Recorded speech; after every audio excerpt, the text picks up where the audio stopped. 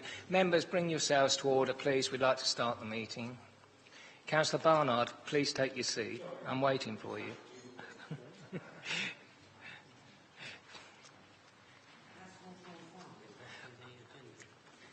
No, it may be, but we haven't officially made a decision yet, but it may be.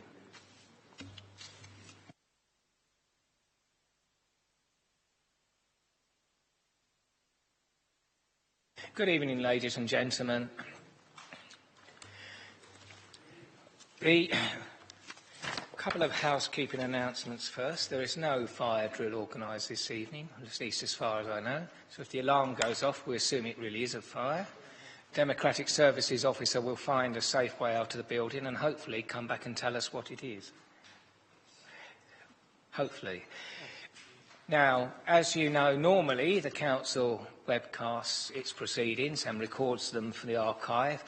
May I ask if anyone else is planning on recording either pictures or sounds of the events this evening? It's not to stop you doing so, but simply to ensure that we are aware of it. I'll take that as a no then, and turn to the agenda for this evening. We have a number of items of apology. At the moment, I have Councillor Clark, Councillor Stockel, Councillor Powell and Councillor Prendergast. Are there any others? There will be a late arrival, Councillor Bourne. Thank you very much, Councillor Round. Notification of substitute members. Councillor Barnard for... Mr Chairman, Councillor Barnard for Councillor Powell. Yes, for Councillor Prendergast. Thank you. Thank you very much. Item 3, notification of visiting members. I'm told that Councillor Bryce is on her way, but she's not. I'm not sure whether she's actually here yet or not, but she said she was running late. Councillor Springett, I can see you. What item are you here for? I think it's 18. It's 8 Shirley Way, Bearsted. Thank you very much. Councillor McLaughlin. Thank you very much, Councillor. As I said, Councillor Bryce is on her way, and if she arrives in time, we will allow her to speak to the relevant items. Items withdrawn from the agenda. We have an item that is proposed to be withdrawn from the agenda items this evening. This is because there need to be some changes made to the report. This is item 16 on page 52, Hawthorne Farm. There do need, as I said, to be some significant changes to the report. Is it agreed that this item be withdrawn from the agenda this evening? Thank you very much, members. Item 5, date of adjourn meeting. Well, I hope, given that we've just withdrawn an item from the agenda, that we will not have an adjourned meeting. But if we do, it will be on the 26th of October, next Thursday. Item 6, any business the Chairman regards as urgent, including the urgent update report as it relates to matters to be considered at this meeting this evening. Is it agreed to take the urgent update report, members? Thank you very much. Item 7, disclosures by members and officers. Are there any disclosures? I think it incumbent on me as Chairman to obviously note there is a planning application by a member of this Council this evening. All of us obviously know the applicant, but that should not preclude us from discussing and voting on the application. Item 8, disclosures of lobbying, we will take with the items on the agenda, as is the normal practice. Item 9, to consider whether any items should be taken in private because of the possible disclosure of exempt information. I'm not aware of any exempt information this evening, so propose to take all of the items on the agenda in public. Is that agreed, members? Thank you. Item 10, minutes of the meeting held on the 28th of September 2017. First of all, can I ask those members who are present, which obviously does not include me, whether the minutes of the meeting of the 28th of September are a true and accurate record? Thank you, members. And going on to the 5th of October 2017, are those a true and accurate record, members?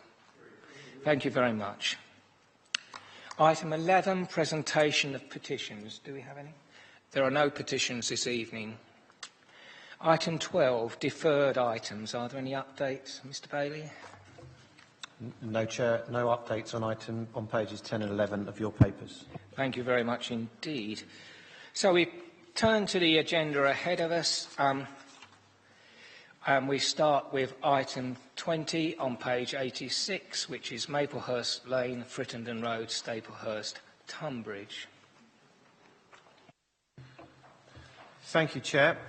If I could just turn members' attention to page 93, which is Appendix 1 on your papers.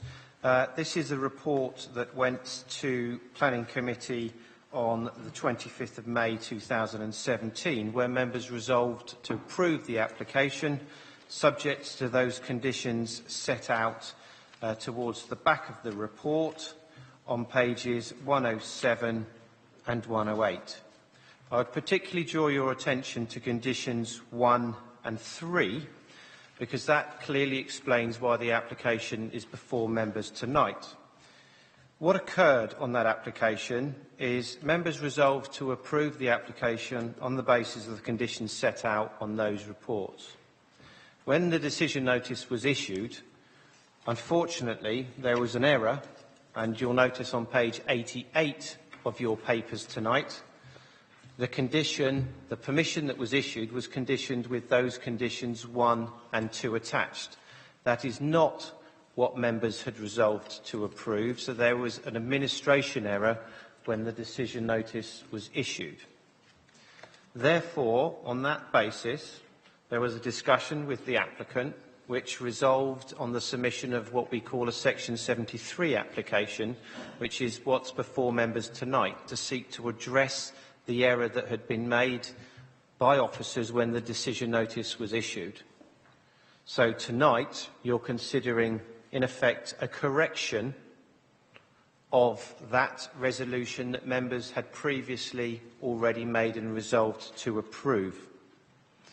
And that is why this application is before you tonight. So I hope members are quite clear on that. I'll very briefly go through a very quick synopsis of the application again, because, as I said, it was presented on May the 25th, and therefore members had already resolved. So, in effect, this is the Blossom site, not part of the application site. You've got Maplehurst Lane here.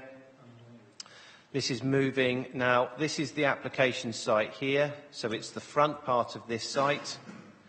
And members on that night, when it first came to committee, did resolve to approve it with a non-personal and unrestricted G&T consent. What was issued was the opposite, unfortunately, as set out on page 88, and officers take responsibility for that on that basis, and that's why we're here tonight to correct that matter. You'll notice the next item on the agenda is this application. This is the site for the next one. And I'll discuss that when members have resolved to make a decision on the current application. So that just puts it in context. That's what members are considering, just various shots of around the site. This is what was presented to members when that application was reported in May earlier this year, to just give the complete picture of the authorised, unauthorised sites. I wasn't proposing to go through those again because that was detailed on the night.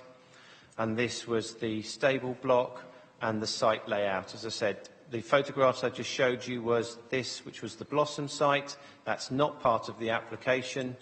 That was the subject of the JR as set out in the original report, which is attached as Appendix 1 to your papers. And this is the application site that members resolved to approve with an unrestricted G&T consent. So I think on that basis, Chairman, I've got nothing further to add. Thank you.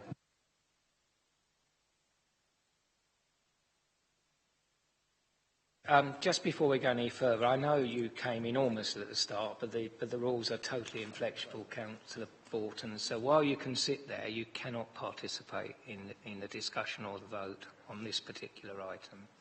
Just sorry about that, but the rules are the rules. It doesn't say that because you came in almost at the start you can. I'm sorry about that, Councillor Borton. Right. Yes, thank you very much. Right, I'm going to now ask the legal officer to briefly outline how public speaking will work for this evening. Thank you. Good evening, ladies and gentlemen. This is a short announcement for members of the public, and in particular those who are speaking on an item this evening. As you've just heard, the item is announced by the chairman, and then the planning officer introduces the item. The chairman will then call the speakers. When you hear your name called, please could you come forward to the table in front of you and take a seat.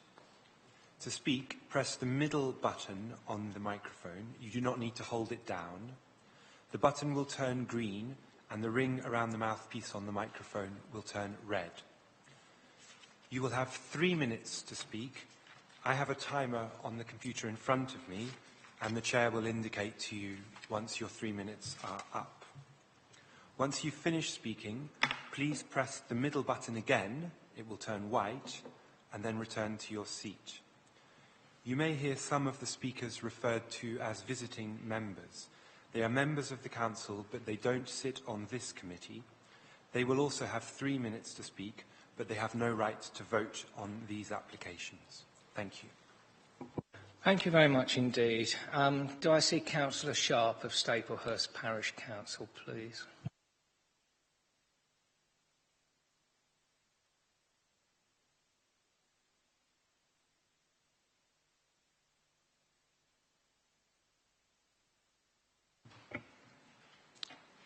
I think this is working. Yeah.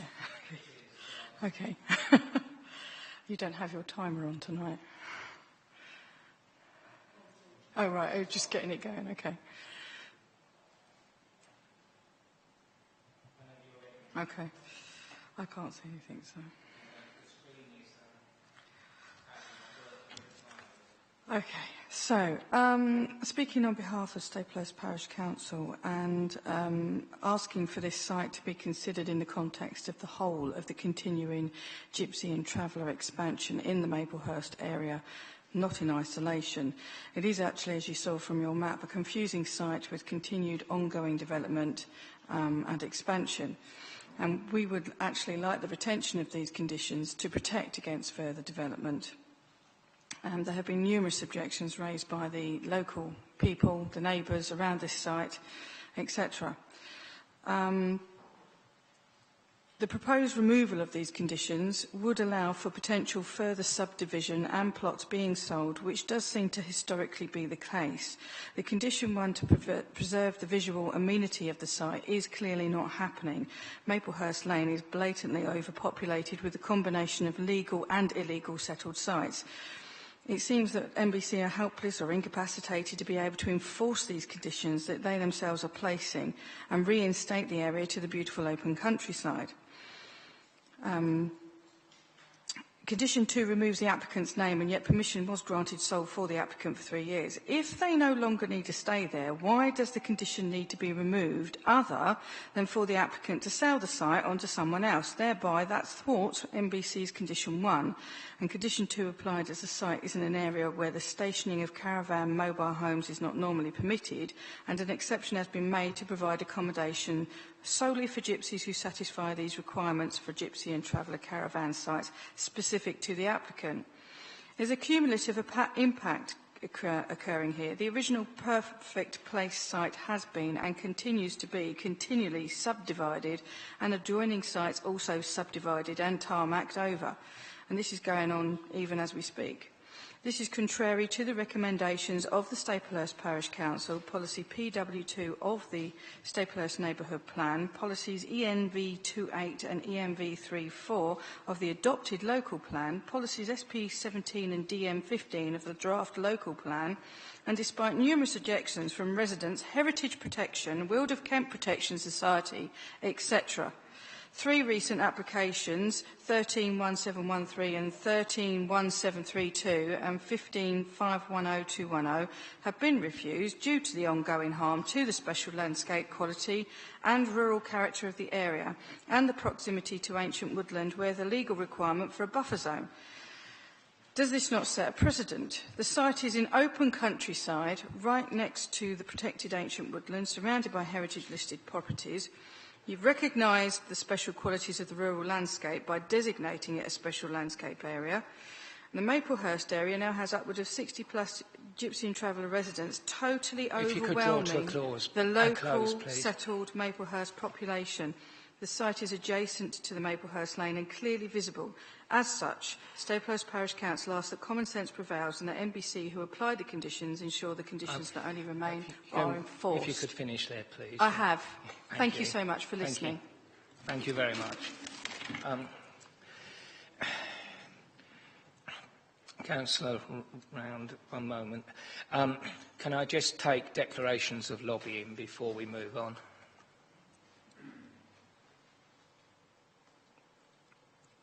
Right, thank you very much. There is no urgent update on this, members. Very short urgent update this evening, so there's no need to familiarise yourself with that. I have Councillor Harwood, then Councillor Round. Councillor Harwood. Thank you, Chairman. I mean, these are very, very unfortunate circumstances, and we've had the debate over the principle of this scheme. This is about Maidstone Borough Council cocking things up, basically, and submitting a planning application is very stressful in its own right. Going through all the debate and all the discussion, and for the wrong decision notice to go out, I mean, it's not acceptable. So I think all we need to do is to approve what we approved back in May, so that I therefore move that we remove the two.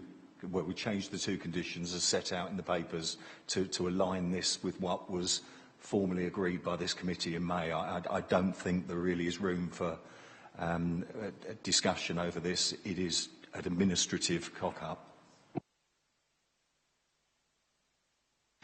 Thank you, Councillor Harwood. Councillor Round, please.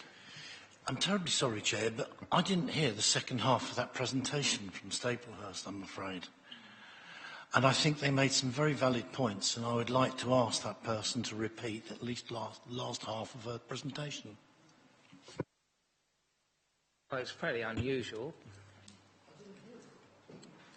Was the microphone? I think there was a problem with the microphone there, so if you'd like to repeat the second half, as it was quite indistinct. It wasn't, I was struggling to hear it. Thank you.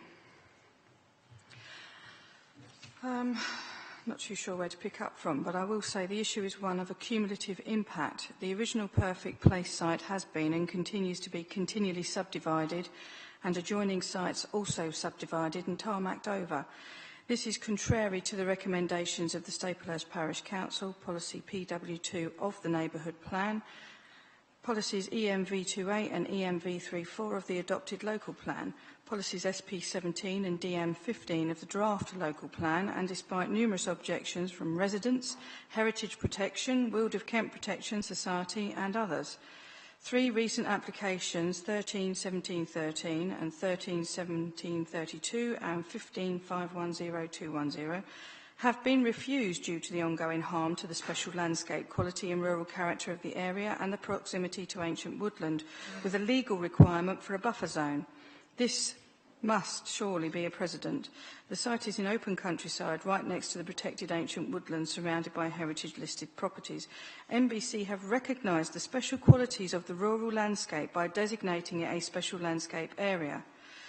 This now has upward of 60-plus G&T residents, totally overwhelming the local settled Maplehurst population, and it's adjacent to the Maplehurst Lane and clearly visible. We ask that common sense prevails and that you apply the conditions and ensure that conditions not only remain but are enforced. Thank you. Did you wish to speak now, Councillor Round, or was that the particular point you wish to make? Thank you, Chair. I think Staplehurst Parish Council make a very valid point. This is a mistake. It's a mistake for whether it's good reasons or bad reasons, whatever people think in terms of the decision. I think, in fairness, we should go ahead as we were. Thank you. Yes, Councillor Round, I'm inclined to say that this does not reflect entirely well on Maidstone Borough Council, because it was clear that the original decision was to permit without a personal consent or without a temporary permission. The application has come back because a mistake was made. That does mean it would be, given that this committee clearly resolved, and it was minuted in this committee's resolution, to grant a full consent, that it would be extremely difficult to actually reverse that decision within such a short period of time. Because all of the discussion which has just been put to us again was considered at that point. It's a profoundly annoying situation, and I think the residents of Staplehurst have got every right to be extremely annoyed about it. But it would be very difficult to reach a contrary decision at this point, regrettably, and that's true of the next application too. Councillor Cox. Thank you very much, Mr. Chairman. There's just one point of clarification. Mr. Bailey, in your delivery at the beginning, did you say that that block in the centre at the top was a stable or a day room?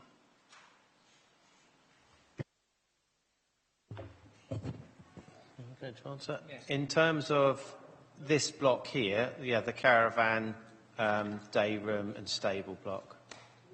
So you gave us an image and you said that was a stable. Yeah, that's the stable block, yeah. That's what members approved on the last application. Well, resolved to approve, sorry. And then, yeah. Thank you very much. In which case, yes, I will second Councillor Harwood's proposal. Councillor Butler. Thank you, Chairman. Just want to ask a question. Have there been any grounds for playing in enforcement on that site? Mr. Bailey. Well, members were considering on the 25th of May a retrospective application which members resolved to approve. So on that basis, given the fact that there was a planning application and there was a resolution to approve, easy, simple question to that is no, because members had resolved to approve that retrospective application.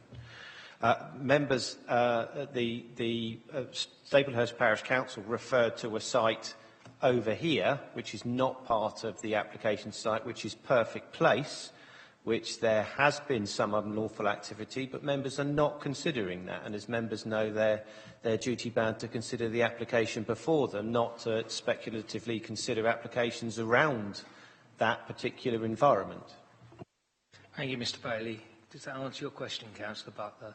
I see no further speakers, therefore... Oh, sorry, Councillor Mumford. Thank you very much. Councillor Mumford. I have been indicating since the beginning, and therefore a lot of what I was going to say, I was going to second Councillor Harwood, has gone. We shouldn't spend any longer on this because we've already debated this, and like Councillor Harwood says, it's just an administrative error. But what has happened tonight, I'm a bit embarrassed, and I'd like to apologise to Councillor Sharp the way she might feel that this committee dealt with her tonight. That said. Thank you, Councillor Mumford. I think that's a fair point. Right, a proposal has been moved and seconded. Those in favour of the recommendation to permit, that has been moved.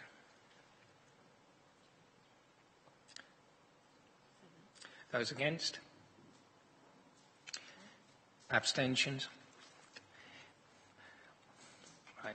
Be it shown for the record that Councillor Borton, as he entered after the debate had started, could not speak or vote. It's not because he's not interested. Sir, I don't know whether the gentleman who asked me about Hawthorne Farm earlier is here for another item, but we did agree not to take Hawthorne Farm this evening, just in case you were still here for that. So, we now move on to the second embarrassment of the evening, I suppose, which is item 13, page 12, Maplehurst Lane, Frittenden Road, Staplehurst. If you would introduce the report, Mr. Bailey. Thank you, Chair. Again, similarly, this is another error on the officer part. On this time, it was the author of the report. And it's quite difficult to bring these reports back to members because we have to acknowledge that there was an error on the officer side. Now, this application, when members resolved to approve this application, they resolved to approve the application on the condition as set out on page 13, which made it personal to Lena and Tom Collins and their dependents. Now, in this instance, unlike the other one, the decision notice wasn't issued, and so this application was held back. Because if I could refer members back to the other application and in terms of the Annex 1, you'll note that obviously that one didn't have any personal consent, and the two applications sit side by side. So, in hindsight, it would be nonsensical to make one personal and one not.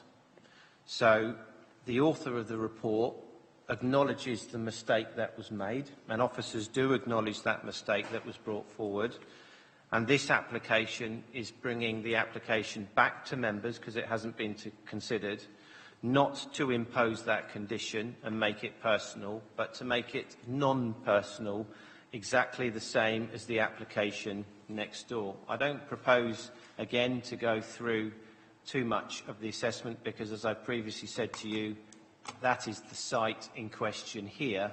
So in terms of landscape impacts, they are exactly the same. The cumulative issues have been assessed and they are set out in the report and as they were considered. This application, as I said, just to show you in context, is right next door to the site that members have just discussed. Again, it's a very unfortunate error, and for that, as Development Manager, I must apologise to the applicants on that basis. But I need to bring the reports back to get them corrected as to what should have been put on the papers on the night. So the application before members, as again clearly set out, it was an officer error, is as per page 14. Conditions 1 to 7 are the conditions that are now being recommended by officers. As a note, I would just point members to condition 5 of this consent, and what officers have sought to do with condition 5 is to give greater clarity that if the conditions aren't met, then in effect, the effect of that would be the consent would fall away. And if you look at the wording of the condition, condition 5, second paragraph on page 15, it sets out that if the details are not A, submitted and B, implemented within the stated periods, the use of the site shall cease, the mobile home touring caravan and any other hard standings shall be removed and the site restored to its previous condition. So it's certainly not a shining light, but what it does do is it strengthens the previous condition that officers had suggested to members. I know that's no consolidation in terms of the areas that have been made, but officers accept that and have strengthened the conditions on that basis. And I've got nothing further to add, Mr. Chairman. Thank you. Right, Councillor Burnham, Staplehurst Parish Council, please.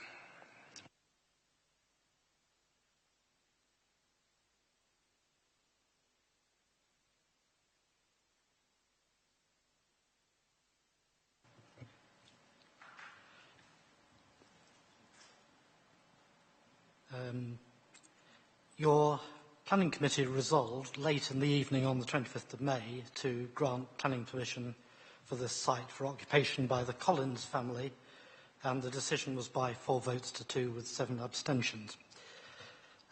The site is in the low-wheeled landscape area, nearly a mile outside the urban envelope of Staplehurst. Its only access is by an unclassified country lane, and then the private drive to a Grade 2 listed house. In terms of policy DM15 of the emerging local plan, Staplehurst Parish Council contends that this development does indeed harm the landscape and rural character of the area due to cumulative visual impacts, and that it is not well screened by existing landscape features.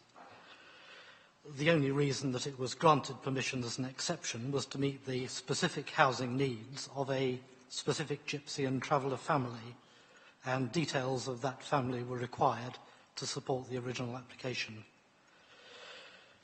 The site on Maplehurst Lane was originally permitted back in about 6 or 7 years ago, comprised mainly paddock with only a few buildings or touring caravans. And as Staplehurst Parish Council has often pointed out, the cumulative effect of the repeated and apparently uncontrolled subdivision is having a hugely detrimental effect on this area.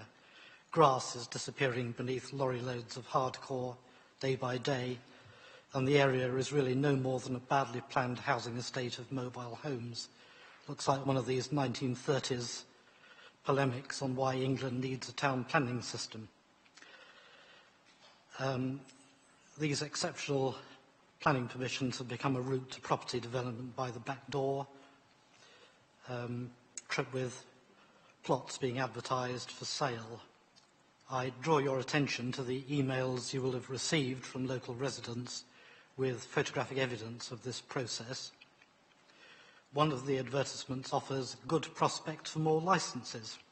I repeat the question that was asked at your meeting on 25th of May, how many is too many? We're pleased that you've proposed to add condition 5, but Staplehurst Parish Council would like the condition as previously agreed to be retained, as it will place the responsibility on any future occupier to seek a change accompanied by evidence of their eligibility. Thank you.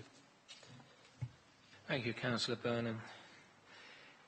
Right, can I take any declarations of lobbying at this point, members? I think that's everyone. Yeah, that's everyone. No urgent update as far as I'm aware. Councillor Harwood, I believe you indicated. Thank you, Chairman. I mean, this is really getting quite embarrassing. This is a somewhat more esoteric error than the last one, the sending out the wrong decision notice, which is quite crass. But nonetheless, it is wrong, and the planning authority has got this wrong. Again, we had the debate over the principal issues. We have no alternative other than to right a wrong. I mean, we are not only inviting an inevitable appeal with costs, but also the officer time that will be taken, and also just the embarrassment factor of trying to defend the indefensible. There is nothing we can do other than to normalise the permission. So therefore, I move that we grant permission as per the papers, and I do like the beefed up condition vis-à-vis ensuring that what is approved is actually put in the ground, because I think with an application such as this, is where we've not got a named owner, it's very important that we get the conditions just right. Thank you. Is that seconded at this stage? Councillor Cox, do you wish to speak now or reserve your... No, I reserve my right, thank you. Councillor Round? I'm terribly sorry, but as much as I do respect the fact that errors have to be corrected and there is a legal process which we all have to go through, I'm afraid I'm finding that we're turning what is ultimately once upon a time considered G&T need into a marketplace. Because without named and nominated sites, with named and nominated people on them, we are therefore creating a market demand situation rather than a need.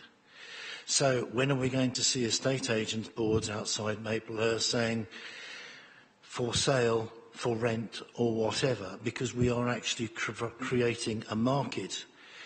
I know in my own ward, which is next to Staplehurst, the area of South Maidstone is becoming a position that's almost very difficult for the local communities to accept. Demand is outstripping the actual potential of the area. Cumulative and proportionate effect is disproportionate now. It is a serious situation which we need to address. I'm not saying that this position and this application is the way in which to make that tokenistic attempt. But this is a serious situation that needs to be looked at and considered very seriously. We are not here to assess demand, we are here to assess need. Thank you, Councillor Round. I don't disagree with you in principle. The difficulty we've had, and we've just had a very disappointing appeal decision on a, not dissimilar in some ways, application to this one, where unfortunately it's become fairly clear that unless there is very significant harm, the Her Majesty's Planning Inspectorate do not agree with us or the parish councils. So whilst I take your point and actually agree with it, it is very difficult given that we just had that very disappointing decision on an application where we thought we were on some somewhat stronger ground. It does seem that the governments of all political colours have talked very much about reforming the law in this area, but when it actually comes down to it, they've done very little to help planning authorities deal with issues such as cumulative impact. And we're left bearing the unpopularity of making decisions that the lack of change in government policy has left us with. Having said that, this particular application, as Councillor Harwood said, is again, it's very embarrassing because simply an error was made, rather a more complicated one than this one, than the previous errors. And regrettably, we have very little option but to put that error right in this particular instance. But I take your point about the wider issues, Councillor Round. You're absolutely correct. Councillor Butler. Thank you, Chairman. Was recommendation 5 debated at the last meeting?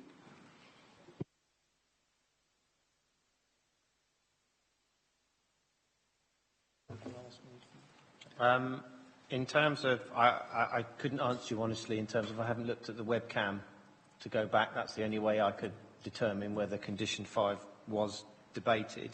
What I am saying to you now is that as a result of a couple of inspectors' decisions, which are material considerations and we as officers and members learn by some of those conditions, we have adapted condition 5 to be a lot stronger. So in effect, what you're doing is if the applicant doesn't submit these details, as I said previously, the consent would fall away by virtue of the condition because they haven't met the requirements. And it is what an inspector's conditions have recently added to recent enforcement notices where they've applied for planning permission are looking at to add greater strength and enforceability because they're retrospective. Thank you. That's very helpful. Just checking, I haven't missed you this time, have I, Councillor Mumford? I did have my hand up, but same question, so I'll cancel that. And that's everyone then. A motion to permit with the strengthened condition has been moved and seconded. I'll just check whether Councillor Cox wants to come back at this stage, as he did reserve his right. Now, in that case, we move to the vote. Those in favour of granting the consent with the amended condition.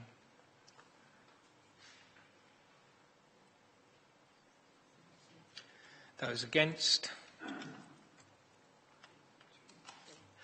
And I think that means there are no abstentions, but I'll just check. Any abstentions?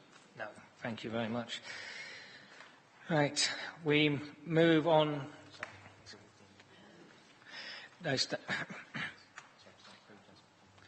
I'll wait a minute because I can't hear because there's some noise going on. Right.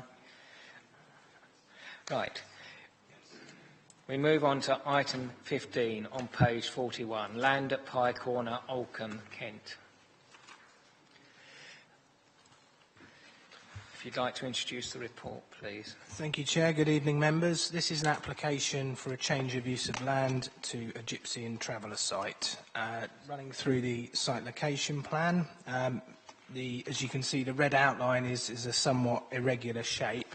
I'll come on to that. It's basically to cover an area of landscaping, but the red outline here is the proposed change of use.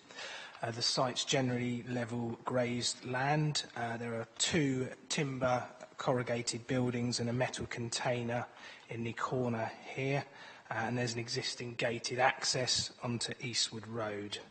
Semi-detached houses just to the side, Eden Lodge and Rose Cottage, and another dwelling opposite here.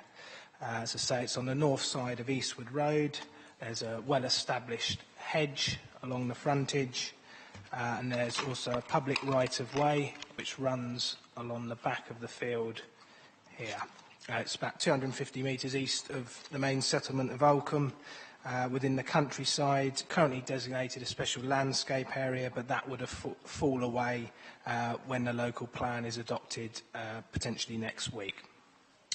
So turning to the proposal, I'll just run through the site plan. Permission for a gypsy and traveller site with 1 mobile home positioned here, space for a touring caravan and a single-storey amenity building just here.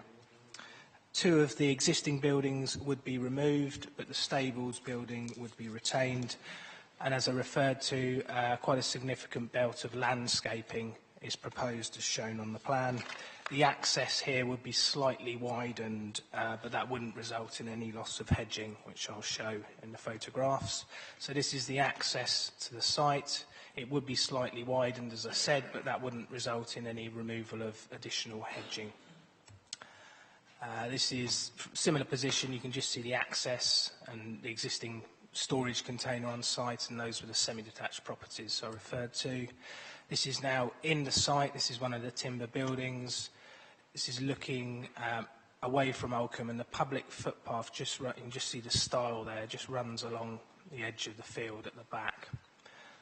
This is just moving back Eastwood Road, and the access is just there, and again that's showing some of the existing buildings on the site. This is moving towards Oldcombe, and that's the semi-detached properties there. The site's just behind the trees there, and that just shows the amenity building. I'll just pick on some of the key issues. In terms of policy approach, the new local plan's approach to meeting gypsy and travel accommodation needs is through the granting of planning permissions on windfall sites and also through the allocation of sites. This would be a windfall site which can be allowed for under policy DM15, and for the reasons outlined in the report, the proposals are considered to comply with that policy. In terms of landscape impact, the site benefits from an established hedge along the road frontage, and so it would not be prominent from that point. To the rear, significant new landscaping is proposed, as shown on the plans, and in time that would screen soften views from the public right-of-way. Otherwise, the site would be well contained and there are no medium or long-range views. I think it's also to note that clearly there are some buildings on this site, so there is some development presence already there. In terms of the gypsy and traveller status, obviously officers consider this site is acceptable in any case, but the status has been challenged in some representations. The applicant is of gypsy and traveller heritage, and whilst has lived with her family in conventional housing for a number of years, has stated under a statutory declaration that she and her family have continued to travel for work purposes, and has stated that this would continue once the family move onto the site. So on this basis, the applicant is considered to comply with the definition, and there's further information in the urgent update report on that. So for the reasons outlined in the report, the proposals are considered an acceptable windfall site, and permission is recommended. Thank you. Thank you, Mr. Timms. Our first speaker is Mr. Kent, an objector. Mr. Kent, please.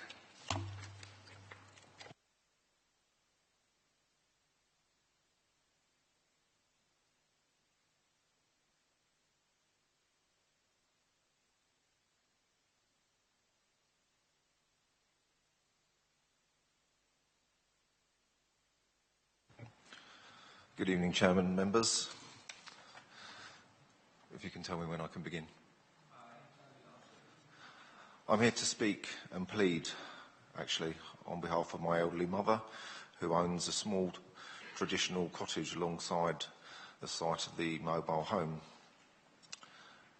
We object to this application on our doorstep because it will be a complete loss of amenity and it will ruin her remaining years to have such a development a few feet from her house. Firstly, the previous owners of the site have put a planning application in for a bungalow. This was refused, and I doubt anyone from the settled community would have had permission. Reading the planning policy for the traveller sites, it says that traveller sites should be strictly limited in open countryside and away from existing settlements and should not dominate the nearest settled community. The application is next door to us, and my mother and her three imminent neighbours of this nearest settled community are adjoining, and they will feel even more dominated if this application is approved. Pye Corner residents only number 15 houses, whereas 3 traveller families already have a total of 25 mobile homes and travellers in Pye Corner already. There is no recognition by the planners of cumulative impact of the travel applications in our village. This is not an isolated application, as stated, and our village school is now 95% traveller children.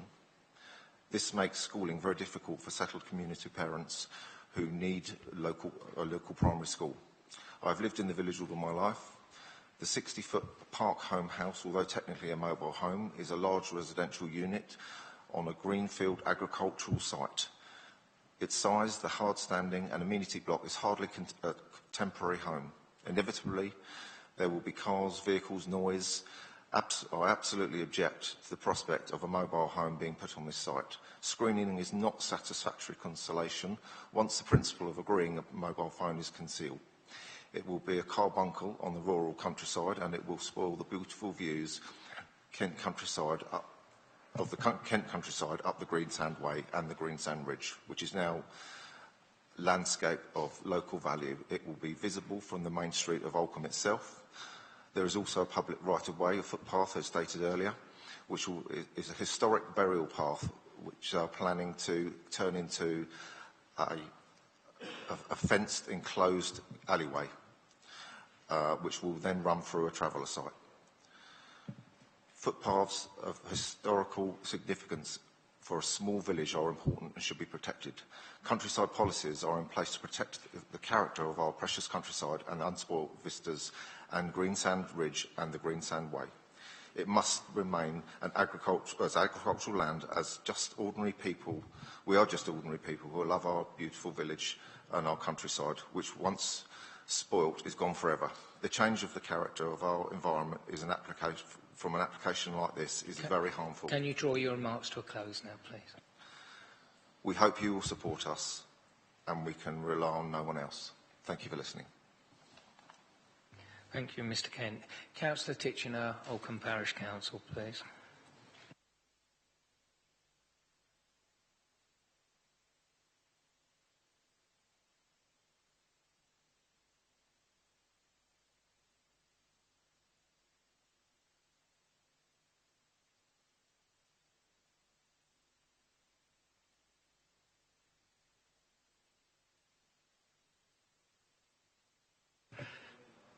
Right, good evening, everybody. Good evening, Chairman and members. Oldcombe Parish Council is against this application. There are 3 main points. 1, cumulative impact and domination. We have over 200 traveller caravans within 3 miles of Oldcombe, which is something like 1% of the total number in England, according to DCLG figures 2017. Oldcombe itself now has 67 traveller caravans, which constitutes 20% of our housing stock. In 2002, we only had 14 traveller caravans at Water Lane. We've always had a good relationship with the residents there, and it's one of the 2 official sites in Maidstone. However, the numbers we now have in Oldcombe are becoming unsustainable. Since September, our school is 95% traveller children. We only have a token number of settled community children at the school, and this increase is due to the school having a magnet effect for travellers from other villages. Many parents in Oldcombe now have to drive their children to other village primary schools. And we urge you to see the proportionate and cumulative effect of every traveller application Incremental increases eventually develop into a critical mass. A Pye Corner has 15 houses and 25 traveller caravans, and if this is not domination of the nearest settled community, then what is? 2, nomadic habit and gypsy status. We want to emphasise that our opposition is not about personalities. It's about principle and policy. The applicant is of gypsy heritage, but we are not persuaded she is nomadic as defined by PPTS 2015. At our April 2017 Parish Council meeting, the applicant clearly said she did not have a traveller lifestyle and wished to live at Pye Corner permanently. A number of people at the meeting have signed a statement to this effect. Travellers have to show they are of nomadic habit and have ceased to travel, but only temporarily. In our view, the statutory declaration doesn't provide objective evidence of a travelling lifestyle in 2016, and there's no clear picture of her intentions for the future. We think the applicant has failed to be convincing because she's made 2 conflicting statements. She lives with her husband in a house in Maidstone, and therefore she has no unmet or proven need to consider. And if she wants to return to a traveller lifestyle, she doesn't need a G&T site.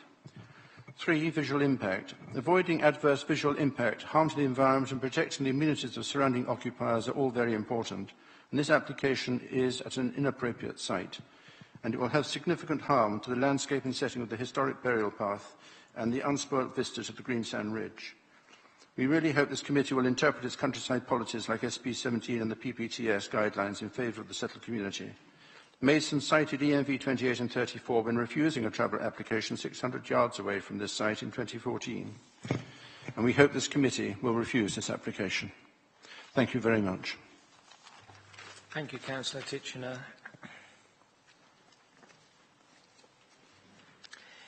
Mr Gillam for the applicant, please.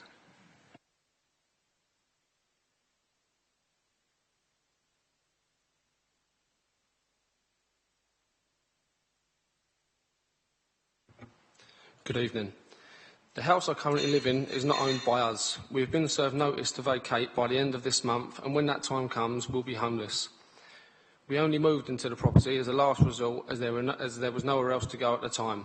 Rhiannon cannot cope living in the house. It makes her seriously depressed, so since the early part of this year, she has been pulling our tour around the back of her mum's trailer at Oldcombe site and has been standing there most of the time to regain her sanity and overcome her depression. She returns a couple of nights a week to be with me, but just cannot cope being in the house. As you can imagine, this puts an immense, unnecessary strain on our relationship. She has applied for a pitch on Oldcombe Caravan site, but as you are probably aware, they are rare to become available and can take several years. Rhiannon travels to various farms for work and attends horse fairs across the country. Since the beginning of 2016, she has done this for more than a total of 4 months, as shown in the diary entries that were submitted with the application. These points show that Rhiannon has a definite need to live on the land and that she does live a nomadic lifestyle. She now needs a settled base during the school periods, as our eldest daughter has just begun the start of her education at Oldcombe Primary School. Rhiannon still intends to travel in the school holidays and whenever she can, but wants our daughter to have the education that she deserves and is entitled to. As stated in the report summary, after the officer's site visit, the proposed mobile home will not be viewable from any of the neighbouring properties or the road, and the fact it is only our family, me, Rhiannon and our 2 young daughters, the added noise will be minimal. With regards to the public right-of-way footpath, this will be kept mowed and cut back for continued use by the community and by us all year round. If the concerns regarding the length of time it will take for the screen to develop are a problem, Rhiannon is open to suggestions for a temporary solution, for example, an artificial hedge or a fence to be erected and then taken down once the screen is fully grown. In summary, I feel that Rhiannon fits the needs and requirements for the proposed application and kindly ask you to agree with the case officer's recommendation and grant permanent permission. Thank you. Thank you, Mr Gillam. I'll draw members' attention, as the officer has indicated, there is an urgent update. It is quite lengthy, so I direct members' attention to that. Can I take declarations of lobbying at this point? Councillor Cox. Right. That's Councillor Spooner did not seem to be indicating, but that seemed to be everyone else. You were lobbied. Thank you. Your arm was a bit low there. Thank you. Right. Okay, Councillor Round, I believe this is your ward, so over to you first. This is my ward indeed. I'd certainly like to thank the Chair of Alcombe Parish Council for making a very articulate case.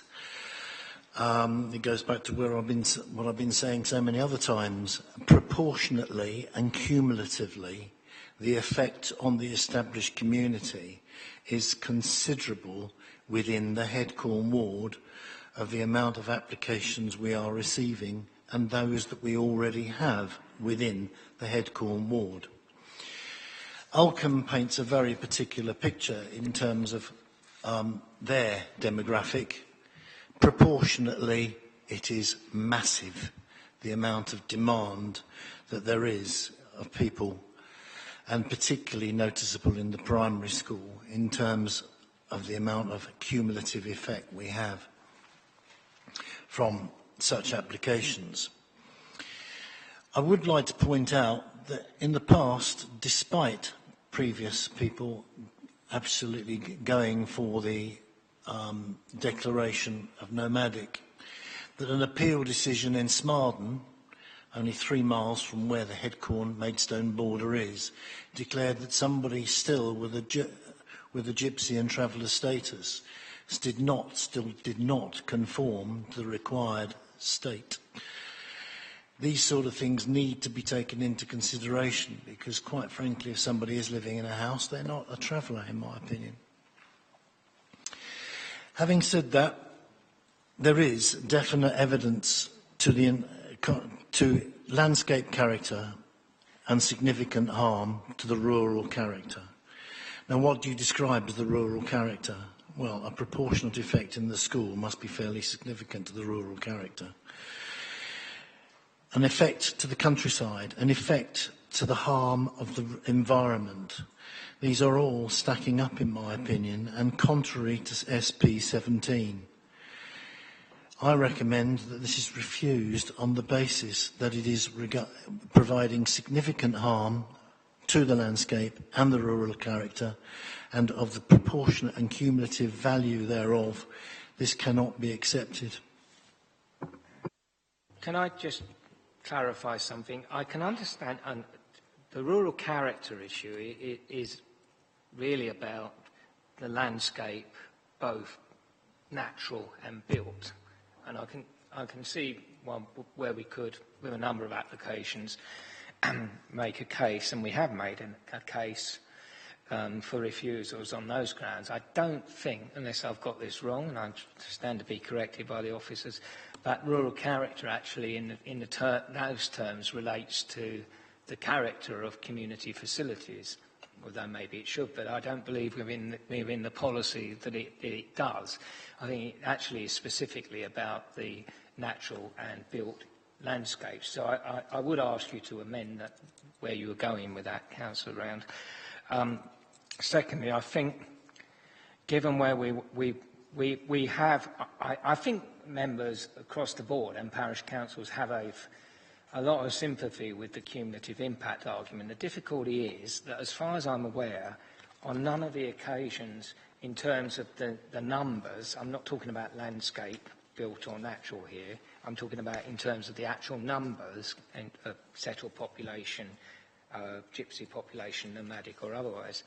We've had, as far as I know, absolutely no success in convincing the planning inspectorate to side with our argument. So, as far as I can see, if you're going to make a recommendation for refusal, which you clearly have, you really are going to have to base it on the landscape issues and what harm those landscape issues do, if you don't mind me saying so, Councillor Rowan. I think those are the only issues we've ever had any much success with in terms of arguing these applications. So I'll leave it at that at this point. And see what other speakers want to speak. I see Councillor Mumford.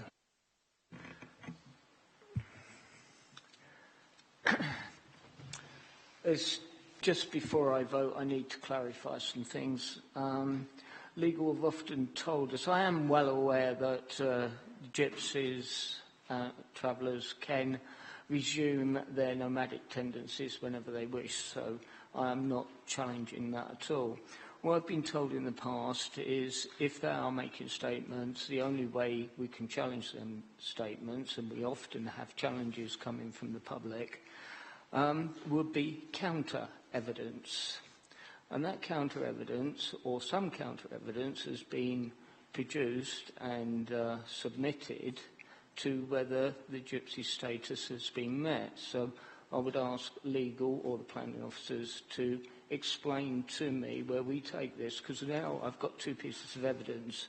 I've got one piece of evidence stating that the status is confirmed, and another piece saying that it is not confirmed.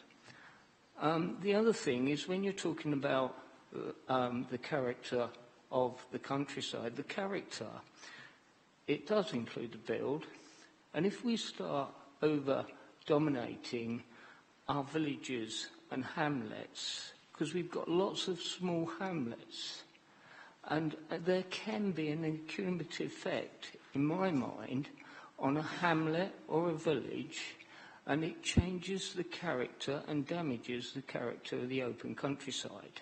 That is not me offering to second the refusal, but it is a consideration. We do have a character out there.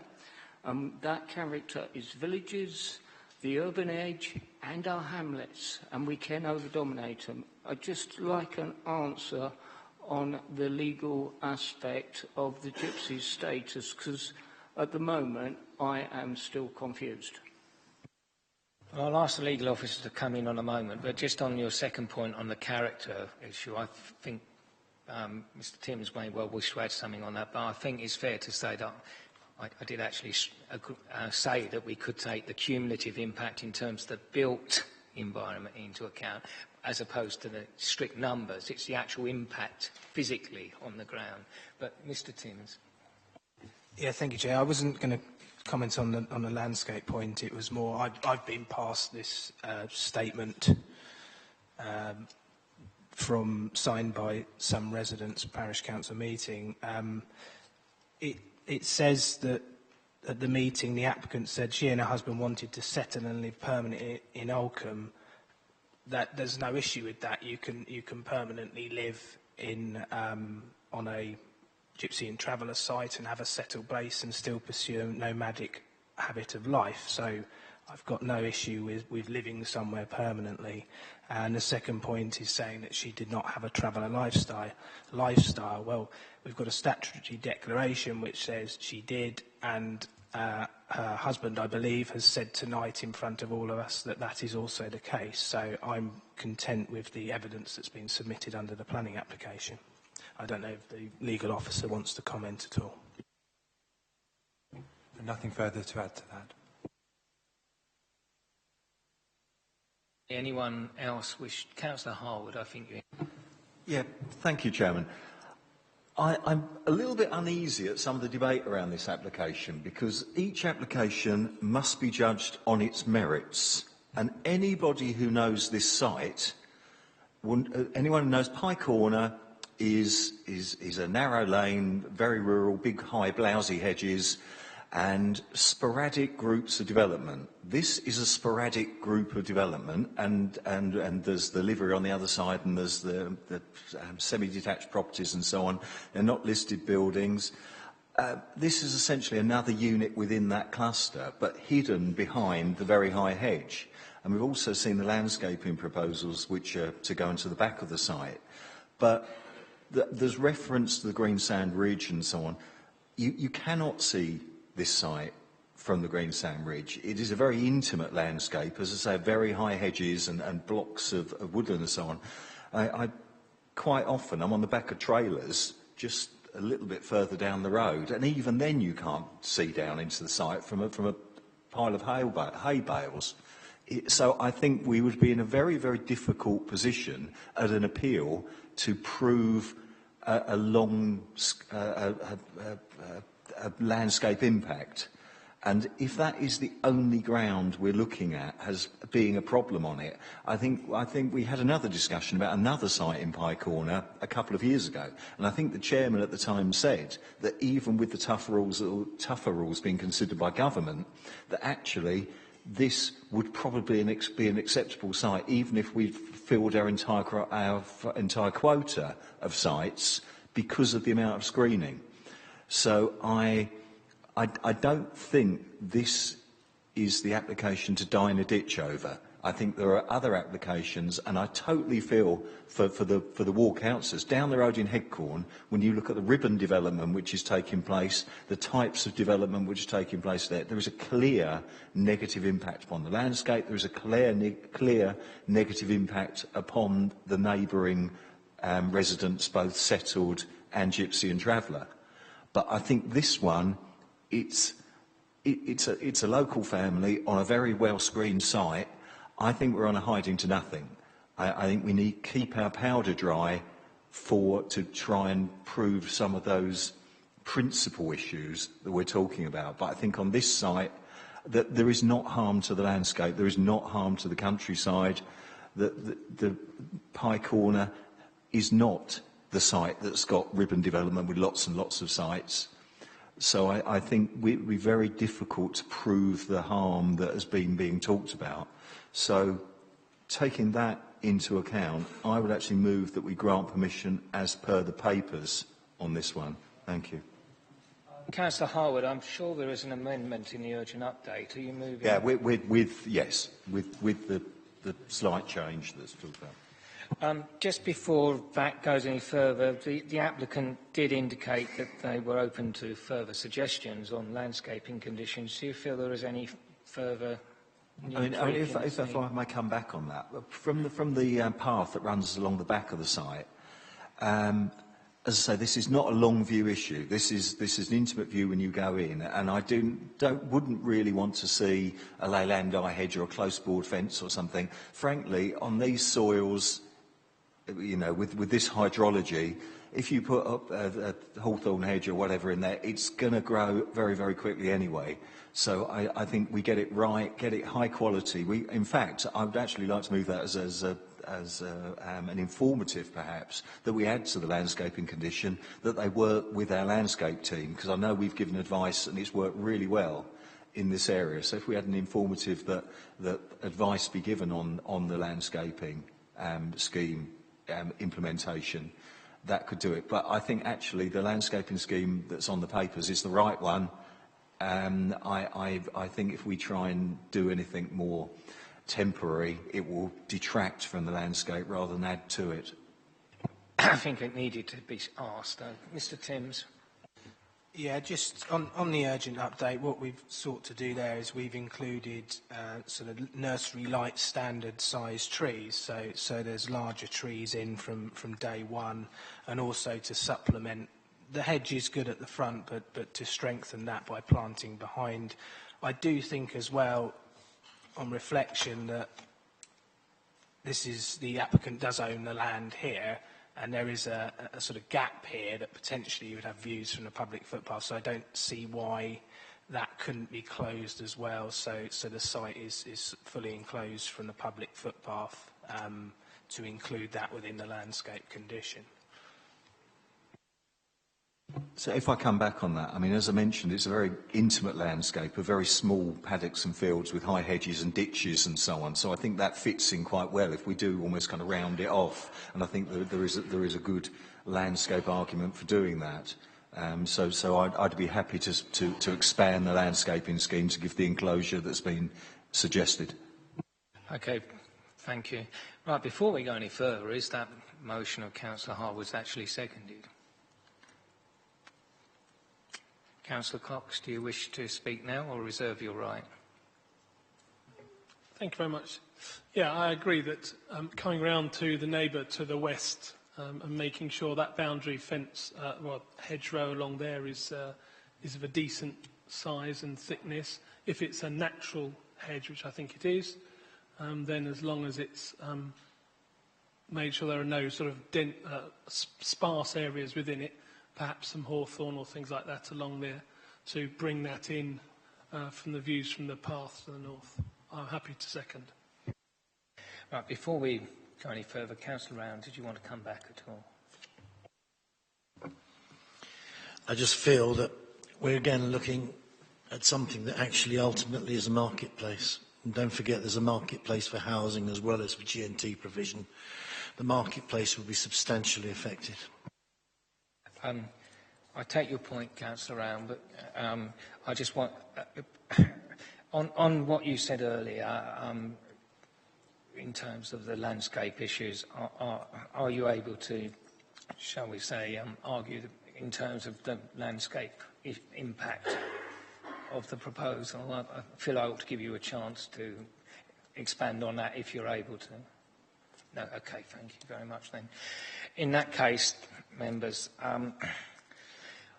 a motion to grant, subject to the urgent update, as amended with an additional landscape to the west adjoining the public footpath, plus an informative that the applicant work with the council's landscape officer to ensure a robust landscaping scheme in this location.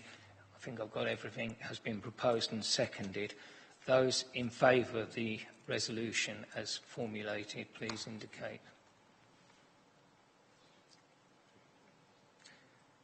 Okay. Those against? This is going to be fun.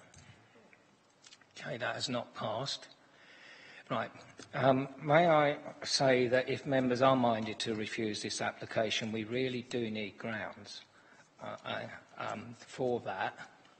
And I have to say that given that I have not heard an argument to expand on the landscaping issues and the in terms of the natural or built landscape, and that we have had absolutely zero success as a local authority in terms of the cumulative impact issue, we are really going to need to think very hard about what the potential grounds for refusal are on this application, because I have to say I'm struggling. So can I ask anyone who's going to move something different to please give some serious consideration to this? Members, I think before we go any further, and you consider that option, I do need to refer you to the DM15 policy of the emerging final draft local plan. So if you're going to formulate your grounds of refusal, now that we're saying that that document attracts very significant weight, almost full weight, and given the fact that we're making a full council decision almost next week, you know, that document is ever increasing. So please, when you are formulating your grounds, do make reference to the DM15 policy, and then I'll wait and see how those grounds come forward, and then obviously, if I could reserve the right, Chairman, for the case officer to come back if he may need to be. Councillor Bolton, you indicated. Now, I really ask members to really try and come up with some grounds for refusal here that actually make sense, because I don't have any at all. Councillor Bolton was first, and then you're next.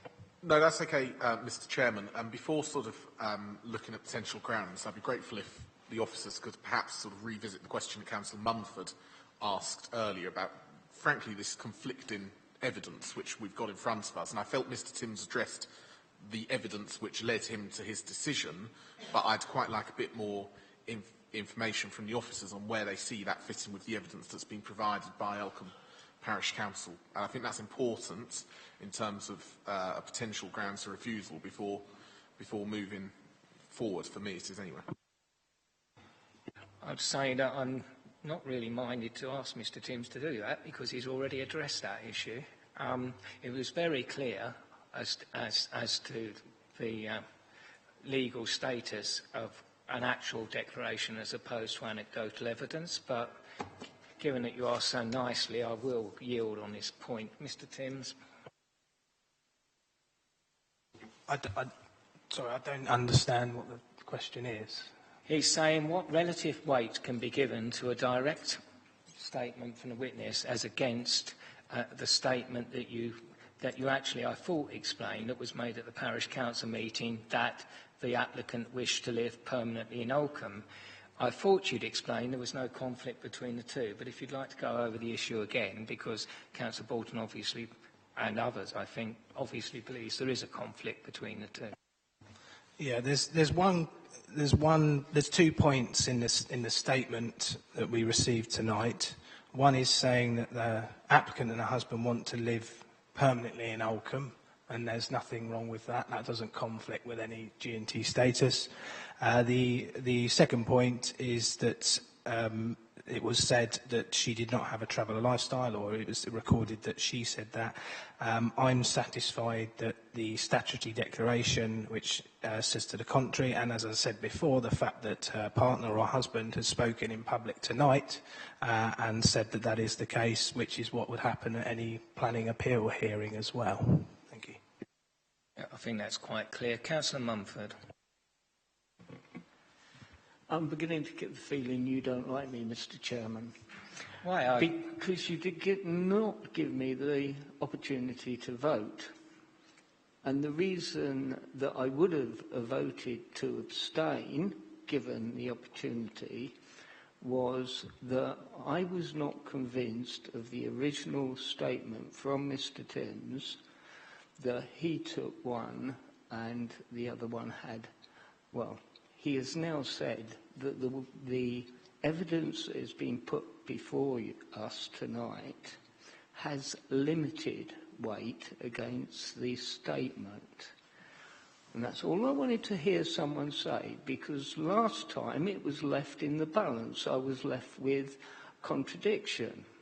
And if he is saying that the statutory one that has been signed and that they have outweighs the one that is being presented tonight, then my doubt is gone. Thank you, Councillor Mumford. I apologise if you think I've taken against you, but I assure you I haven't.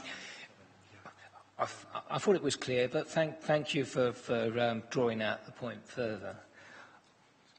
One moment. So if I can come in at that point. It's for the committee, obviously, to assess the evidence and to weigh it up. There is some conflicting evidence between the statements, which is a statement signed off what was said at a meeting, versus the statutory declaration, which has been signed as being true, and the committee has also heard oral evidence from the applicant's partner backing that up. Mr. Timms, as officer, has given his assessment of where he thinks the balance falls. It is, of course, for the committee to form their own opinion, but as Mr. Timms has pointed out, it is entirely possible legally to be settled in a base but still have G&T status. I hope that clarifies things. Thank you very much. Any further questions? Then I'll go on to Councillor Harwood. Thank you, Chairman. There is another site which is very similar to this, Impey Corner, where you just do not know that the mobile home is there. And it is more separate from the development. And I'm wondering whether a similar approach could be taken here. Instead of putting the mobile home and the day room quite close to residents, as we've talked about, so we've got this kind of strange juxtaposition of the settled community and the gypsy site. On the site, which is just a little bit further along the road, yes, we have got a couple of houses, but the caravan is down the edge of the field. It's almost, when you look at the apex of this site, it's kind of there, and then there was good landscaping and there's a pond in the site as well in between, but there's landscaping in between. And I wonder whether that's what to do here, to create almost an enclave approach where you could retain that access, but then have a track that runs down the front of the site, put the mobile home in the corner where the landscaping is much thicker, where the hedge is much thicker, and that allows you to not just have a hedge line, it allows you to put in a proper landscaping tree, so it's almost a woodland belt between the hamlet and the site. And therefore you overcome the landscape issue, you overcome, and I understand the issue from the cottages about the juxtaposition, that moves it away. And I think the beauty of this site is it's a big enough site to do that. And it's probably easier to see it on your papers, on page 41. And I suggest that you probably have to turn the site round. If you turn the site round 90 degrees and move it in further down towards the corner, and I think there we can actually, and then we have the landscaping scheme there. I've done a little drawing, but it should work an awful lot better. So I know you shouldn't make things up on the fly, and maybe a way to do this is that we defer for a cycle to look, so the planners can look at this different position to provide that space to the cottages, to put in a beefier landscaping scheme, and essentially essentially put this at the rural end of the site, and then you've got the separation, you've got the gap, and you're not getting the ribbon development, which is a real concern. So I don't know if the officers have a view on how that could be achieved, or whether we can agree it tonight, or whether it needs a deferral. Councillor Mumford.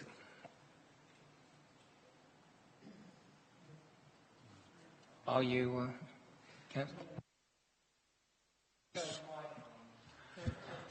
Yeah, I think you as chairman are a little bit stuck at the moment. You've had a vote that was inconclusive and you're unable to get a proposal for approval, refusal.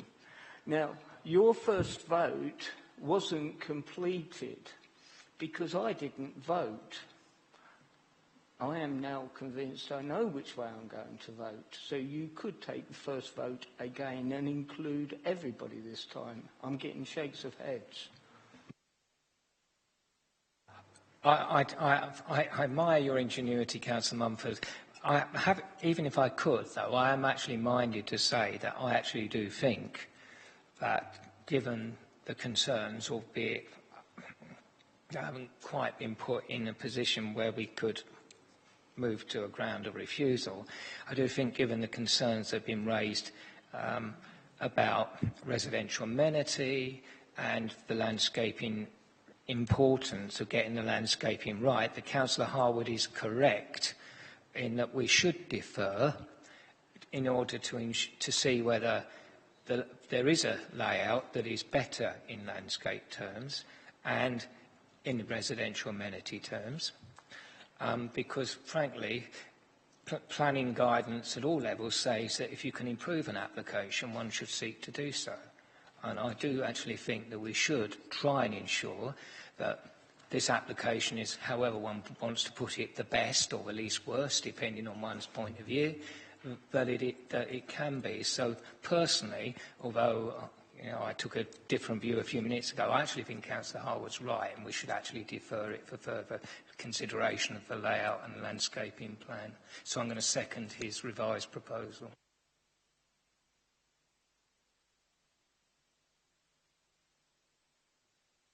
Before we move to a vote on that, did you wish to... You were sort of saying you wanted to say something further, did you?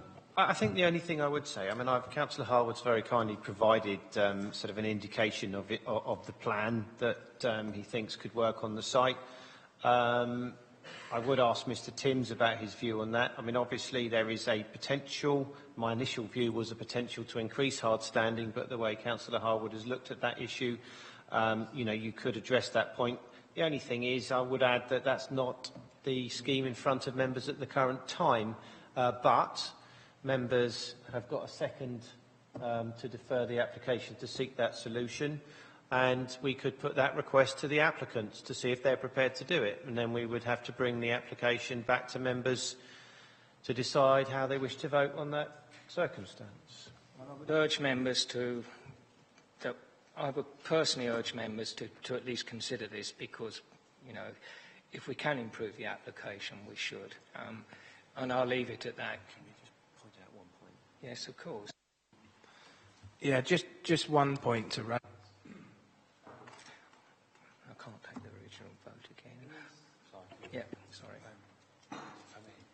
There is a very large oak tree on this boundary, yes. And I think if Councillor Harwood is basically sort of suggesting moving the mobile home in this area, it can obviously be looked at, but you potentially, if you're running an access down here, you're then potentially, if members are prepared to do this, would have to ask the applicant to properly assess the impact on that oak tree. That could involve reports.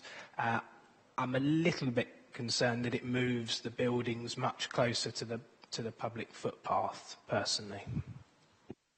Nevertheless, Councillor Round, before we proceed any further, you and Councillor Borton did, I think, look at trying to move in a refusal. Can I ask you whether you wish to pursue that at this point with grounds, or whether you wish to give deferral a chance, or whatever, how you wish to proceed?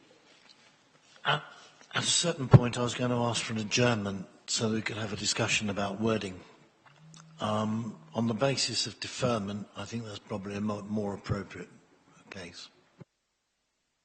Sorry, could you explain that? That you're supporting deferment? Originally, I was going to ask for an adjournment because I felt that we could go for grounds of refusal and get better wording during that adjournment. Having had the proposal for deferment, I then would conclude that deferment is probably the better option. Thank you, Councillor Mann. That's very constructive of you. Councillor Borton. Councillor Harwood, very briefly. Thank you, Chairman. I think Mr Timms might be taking my scribble a bit. I mean, currently it's a blank canvas site. It's a fairly short grass field. The hedges and things are thicker down that end, so that was why I suggested move it down there.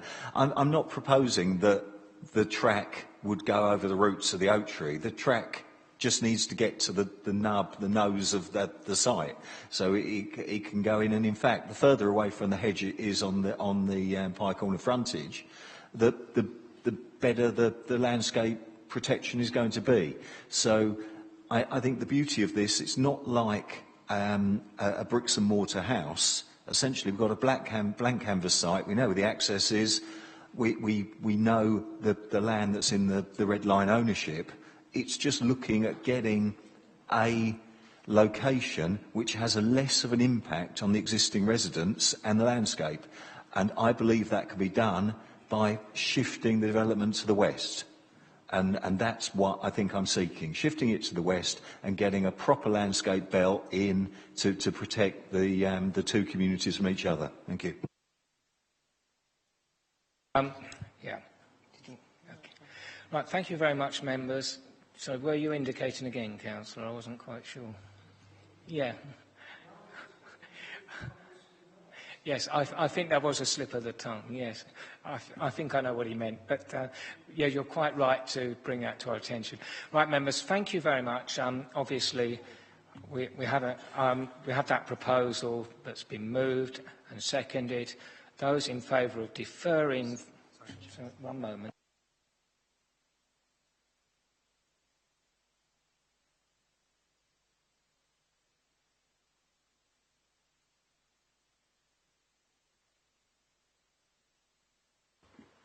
Sorry. Councillor Howard, could you clarify which direction you refer to, please? Yeah, it is east. Far be it from me to accuse planning committee members of not knowing which way is left or right, but there you go. Right. Is everyone clear that it's been proposed that we defer to look at the layout in order to improve the situation in regards to minimising the landscape damage and impact on neighbouring residential properties? Is that clear? Right. All those in favour?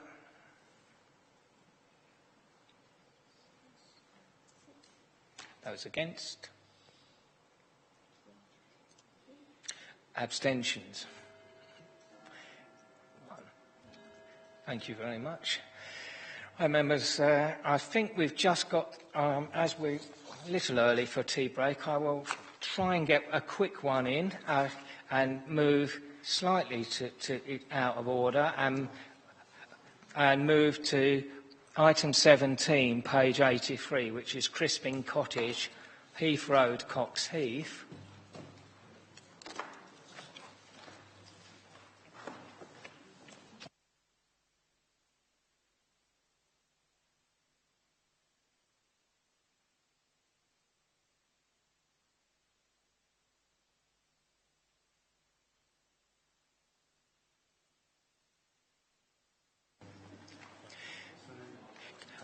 Could I just ask members of the public not to gather immediately outside the door, because we can't actually hear in the committee if you do that. Councillor Mortimer, could you move away from the entrance, please? Thank you, Councillor McLaughlin, for that housekeeping assistance there. Very well.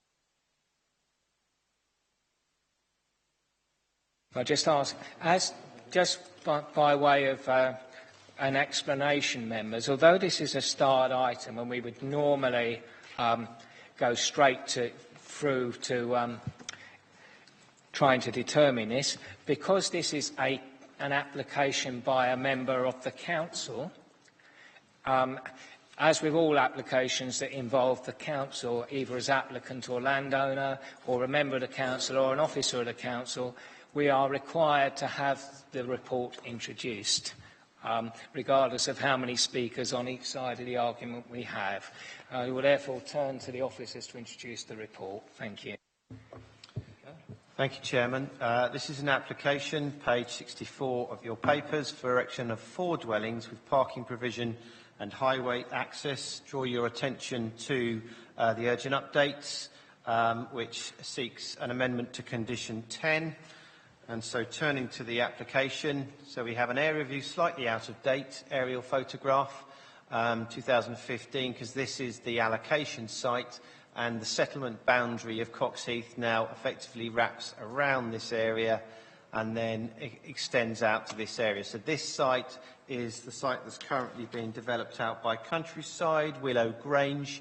You will know that there was an application for Forstall Lane which seeks to access the further site through Heath Road. So members will be aware of that site in this location.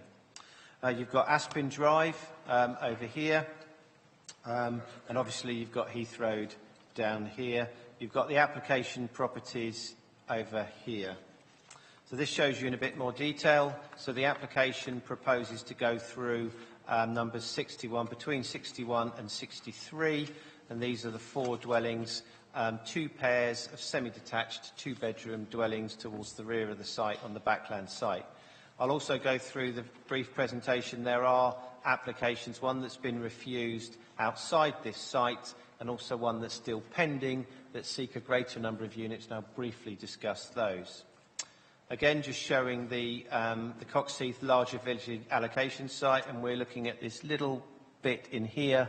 So whilst it's this designated as Countryside in both adopted and emerging, in effect it's consumed around the boundaries by existing or proposed development which is currently being built out.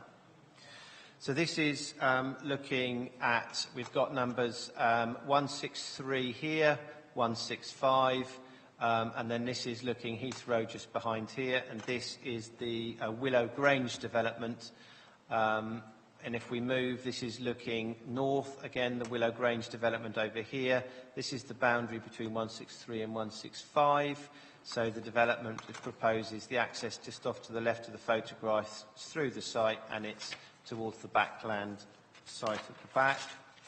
This is just looking again at that eastern boundary, number 163, number 161 off to the right. This is looking the front access of number 163, 165 here. So the access would come off to the left off here and then would effectively take up the rear garden of both those properties, 163 and 161. This is a view looking west at the property number 42, Aspin Drive. And then this is again just looking north. This is the rear of the site. And this is the applications that I referred to you outside the current boundary garden area of this property. And again, similarly, this is where the application one has been refused, subject to an appeal, and also where we've got a current application pending. This is looking just back at the garden area of 161, and you can see 163, so the access drive would come up in between here, and then you'd develop off to the back garden areas here. Again, I won't go through that. This is just looking at 161 again, looking northwards. So this is the application of the refused scheme. The illustrative layout, it was outline application, all matters reserved for 14 dwellings. That was refused and currently being appealed. The application site you're looking at is here. So obviously outside that area there. And then this is obviously the development that's currently being built out at Willow Grange. This one is the scheme that's still pending for 10 units. These are the elevations, front, rear, sides of the proposed units, ground, first floor, 2-bed units, roof plan showing the access, and tracking diagrams to show how vehicles, larger vehicles, can access the site. So I'm not going to propose to go into a huge amount of detail. The detail is set out in the application. In effect, the report concludes that there is very, very limited landscape to no landscape harm because it's effectively consumed by development to both to the north and to the east. And therefore, on that basis, there'll be no grounds to object in terms of landscape issues. All other matters are considered acceptable, and on that basis, the application has been recommended for approval as per the papers. Thank you, Mr. Chairman. Thank you. I draw members' attention to the fact there is an urgent update on this, and I will take declarations of lobbying. I've been lobbied by an objector. Others? Yeah. Okay. And for the record, I will record I have not been lobbied in favour of the application. Right, can I ask if any members are wishing to speak to this application? In that case, I will have to ask the applicant's agent to speak. Mr. Street, are you there? Please come forward. As members wish to speak to it, you're going to have to speak yourself.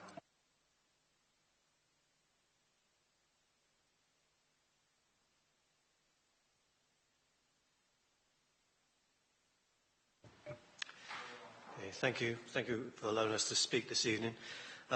This proposal has the support of your planning officers this evening and is recommended for approval. Prior to the submission, we had pre-application discussions with your principal planning officer, Mr. Jolly, who confirmed that the local planning authority had no objection to the proposal for a residential development at this location. Although theoretically within the countryside, given the built-up character of the surrounding area and the adjoining development that's currently underway, no harm is identified to countryside interests. Also, you will note in the committee paperwork this evening that Coxheath Parish Council have no objections to this scheme.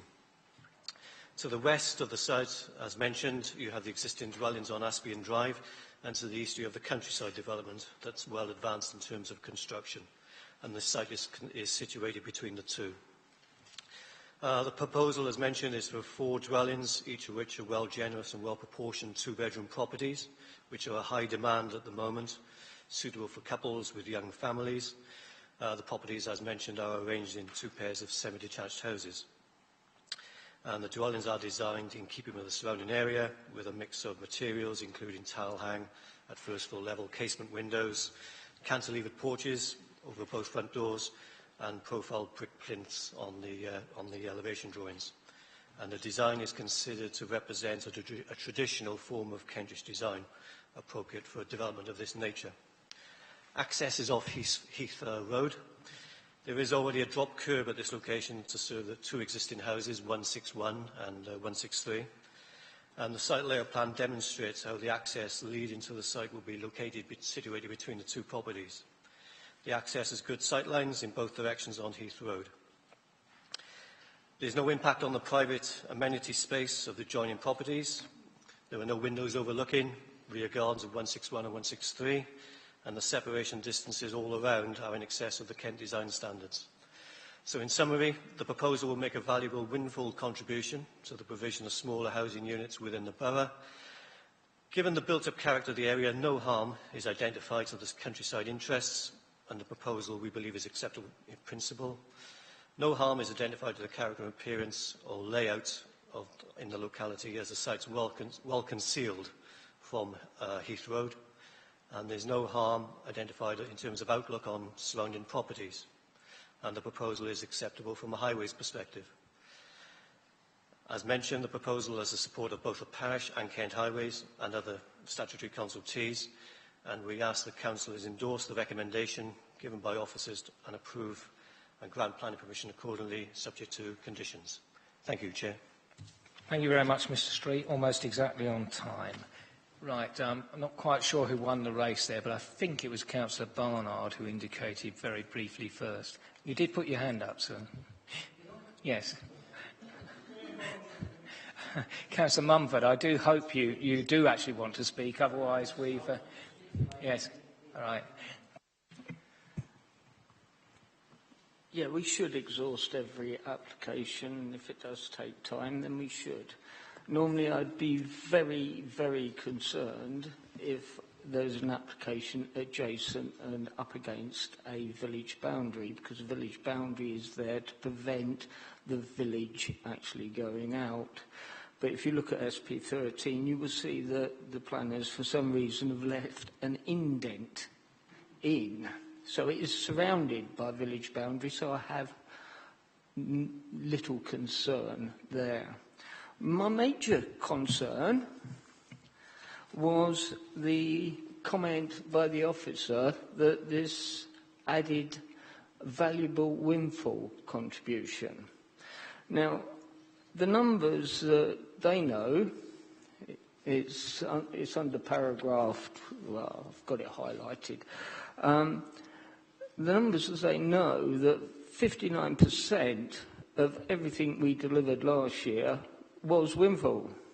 I've got a plan here that provides or accommodates our target to be achieved.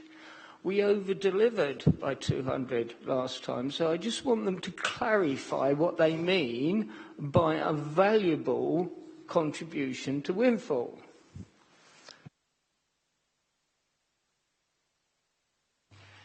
Thank you. It is in the report, although I don't think it was actually said, but it is in the report. So, yeah, it is in the report, yes. Mr. Timms or Mr. Bailey, would you like to address that? Well, not really. I mean, I think in principle, you know, we do rely on windfall sites. You know me, I'll always say something if I'm asked. I think, you know, it's what it says on the tin. The council does rely on windfall sites, and let's not forget that target, as Councillor Mumford did say, is a target. It's not a ceiling, it's not a maximum, it's not a minimum. It's a target level that we seek to achieve. So if you overshoot that, there is no issue, but it's a minimum level that you must get to. So I think it's quite right. It does seek to achieve valuable windfall contributions without causing any harm to the character and appearance of the countryside in this context. Thank you. Does that answer your question, Mr. Mumford, or do you have any further questions? No, I'd like to propose that we approve the application as the officer's report, unless anyone else wants to comment. And with the urgent update amending condition 10, presumably. And with the urgent update. Councillor Cox, you did indicate. I did. Thank you very much. I may even second, but I do have a question. Underneath amenity layout design considerations, can Mr. Bailey just assure me that under 7.14, where we talk about the dwellings having a cottage design, and then we had a cantilevered porch, I think, mentioned, I didn't see any. Could you show me the front elevations again? Because I just wanted to see whether, if you put some weatherboarding on those elevations, are they going to be nice wood and nothing from some local supplier of plastic articles? There isn't. So that's just an actual roof. There's no... Right, fine. I'll withdraw that and I will second. Thank you very much. And you get the last word, Councillor Borton. Yeah, thank you very much, Mr. Chairman. I might be going against the grain, but I actually don't like this sort of development, if I'm totally honest. I do think this... It's garden grabbing to an extent, and in my own ward I've had quite a few instances, and there are quite a few instances in the system at the moment of this sort of development going ahead. So I'm not hugely comfortable with the concept. However, having said that, there's clearly, when the local plan was sort of done, a bit of an error here to actually have this in open countryside. I'm not quite sure why it is, bearing in mind what's gone on next door.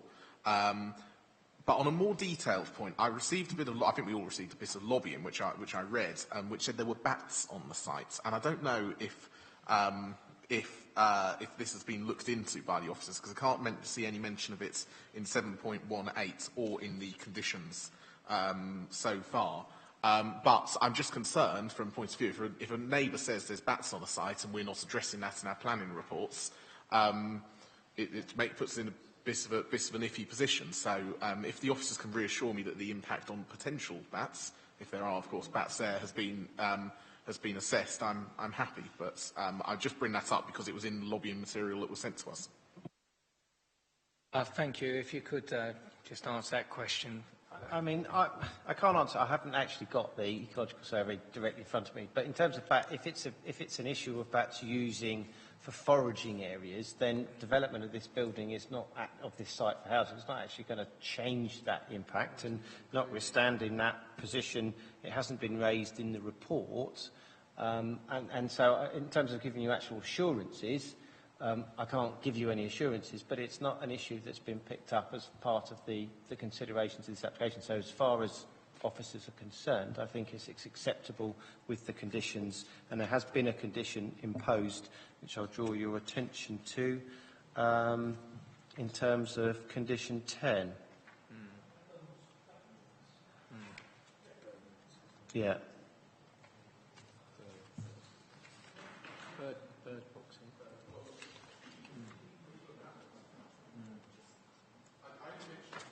Microphone.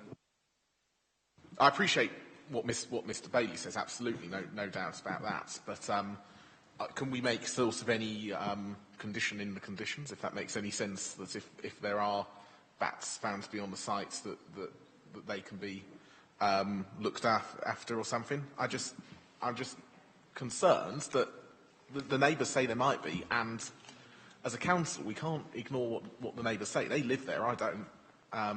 So.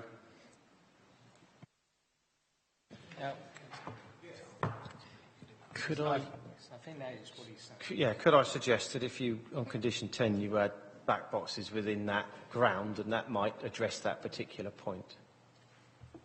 That's not a problem to do that. Is it mover and second? No, that makes sense. Let's just do it. Well, with that amendment, which is very welcome, I'll put that motion to the vote. Those in favour of the recommendation to approve as amended to the amendment. Are you voting, Brian? I can't see your arm. Okay, thank you. Right, those against? Abstentions? No abstentions. Thank you very much. Right, we'll now take a 10-minute break, well, actually 15-minute break for tea.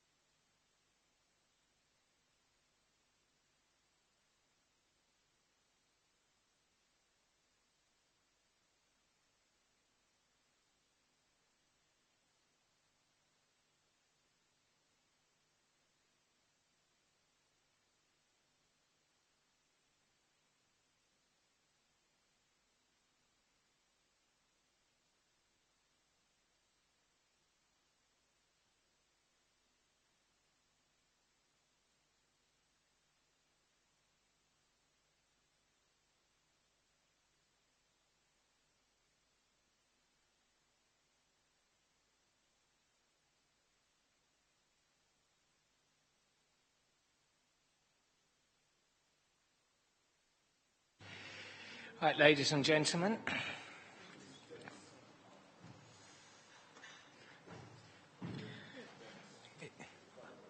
Sorry? I don't know, but have you seen Councillor Spooner anywhere?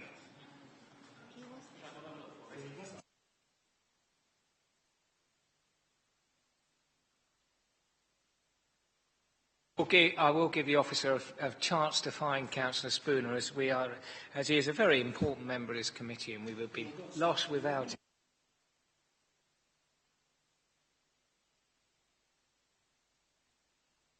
I think we can actually lose quite a few more before we have that risk, but I'd rather.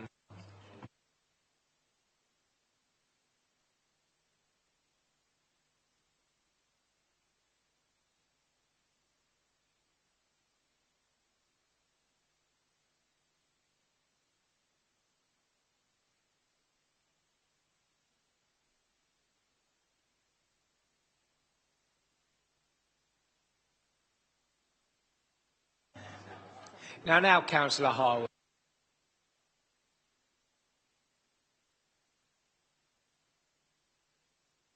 Right, we move on to item 19, page 79, Wickham Field, Pattendon Lane, Marden. Thank you, Chair. This is an application for a detached bungalow. Just run through the site plan. The application site outlined in red here. It's on the west side of Pattendon Lane, which is just north of the settlement of Marden and just north of the industrial estate. It's surrounded by houses to the north, to the south, and a newly built house to the rear. And the site is a grassed paddock. This is the block plan, which shows the L-shaped single-storey building within the centre of the site, set quite well far back. It would be accessed off an existing, recently made driveway, which serves the properties here. Unfortunately, these plans don't come out too clearly on the projector, but it's a simple hipped roof building with timber boarding and a slate roof. This middle slide is the frontage to the road, and it hasn't got, I think it's been drawn out in the report, there's not, unfortunately you can't see it here, but no doubt seen the plans, there's limited openings and windows on the building. And the proposal is put forward as a self-build property. So this is Pattendon Lane here, and the site is on the right behind this hedge. The access is in there. This is from the other side of the access. That's going out of Marden Village, and the site is in here. This grass area. Similar position, just showing the existing access. And the site, the house would be roughly in this position here. And that one is just coming onto the access. Again, as I say, the house would be roughly in this position. That's just a clearer photograph of the site.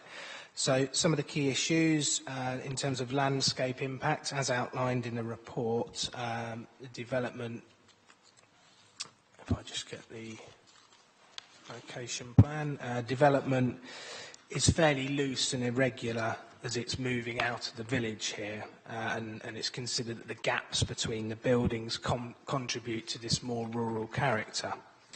This was recognised by a planning inspector in the recent appeal decision at the site in 2017. The proposal would infill the large undeveloped gap. That's considered to consolidate development. It would reduce the openness between the buildings and would serve to cause harm to that character. In terms of one of the other issues with this application, the self-build, the council must keep a register of those seeking to acquire plots for self-build, and the council must then give sufficient permissions to meet this demand. The council is addressing this demand through its housing mix policy in the new local plan, which facilitates self-build on new housing developments. Notwithstanding that, as the report outlines, the harm here is considered to outweigh any benefits associated with self-build dwellings. And so for the reasons outlined in the report, the proposal is recommended for refusal. Thank you. Thank you very much, Mr Timms. Councillor Mannington, Malden Parish Council, please.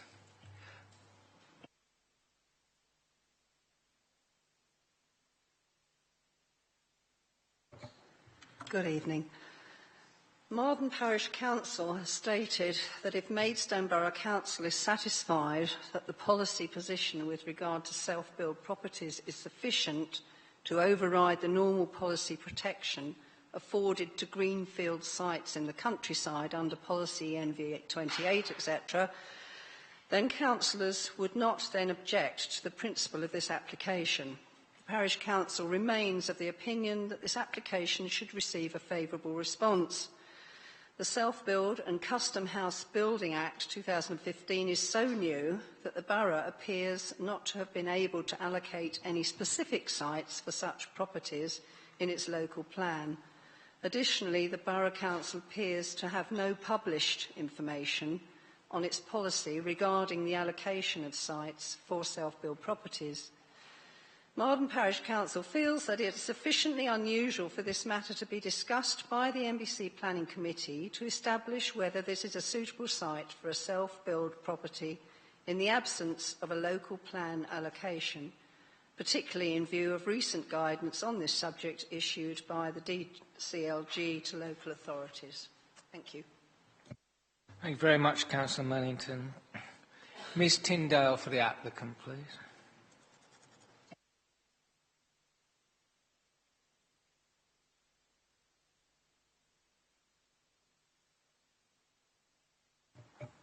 Thank you, Chair. Mr and Mrs Gibbs have lived in the village of Marden for almost 40 years, during which time they've been active members of the local community.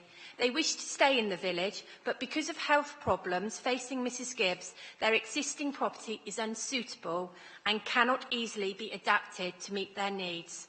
Their ambition is to build themselves a small retirement home adjoining their son and his family, which will meet their current and future needs. The government requires councils to plan for a mix of housing based on the needs of different groups within the community, including those that we've heard, people wishing to build their own home. Councils are required to keep a right to build register and to grant permission for sufficient suitable service plots to meet the demand established by the numbers on the register during a particular base period. There are 123 applications on Maidstone's register, including Mr and Mrs Gibbs. The Council needs to start planning positively now if it stands any chance of meeting this significant self-build housing needs within the next 3 years. This duty is an important material consideration in this planning application. Even without the obligation, however, emerging local plan policy SP17 allows new housing in the countryside, provided it doesn't harm the character and appearance of the area. We've heard that the site lies within a cluster of houses on the outskirts of the village rather than in open countryside. The proposal is for a very small, low-rise building that's well set back on the site with very generous space around it, thereby avoiding coalescence of the site frontage and retaining openness. It will have the appearance of a small farm building, read with the adjoining barn as a farmstead of grouping. There would be no practical harm to the character and appearance of the area. The National Planning Policy Framework says that planning permission should be granted unless the adverse impacts of doing so would significantly and demonstrably outweigh the benefits. The benefits of this scheme are substantial. They include meeting an identified local housing need, providing a self-build opportunity in an area where no other suitable sites exist, and adding to the supply of wheelchair-accessible homes in a sustainable location.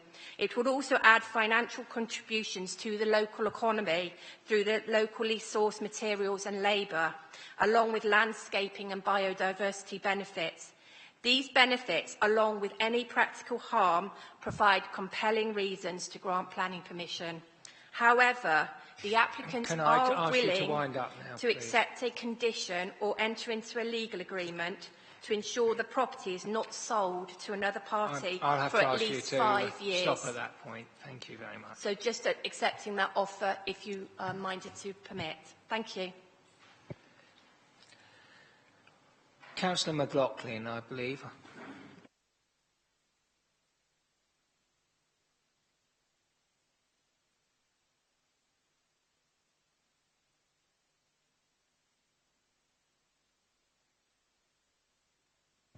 Evening, members. Following that, I'm going to sound quite amateurish, I think. I've only 3 observations to make about this application.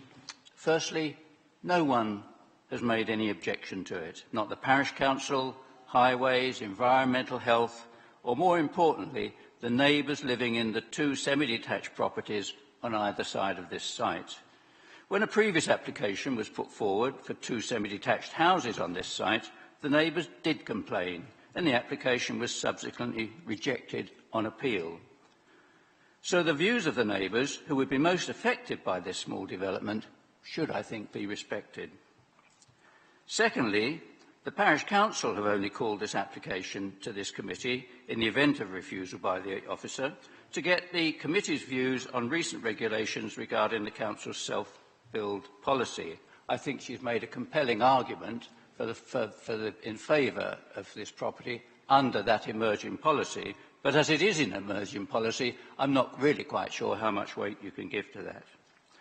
Thirdly, we are left with whether this application is harmful to the countryside.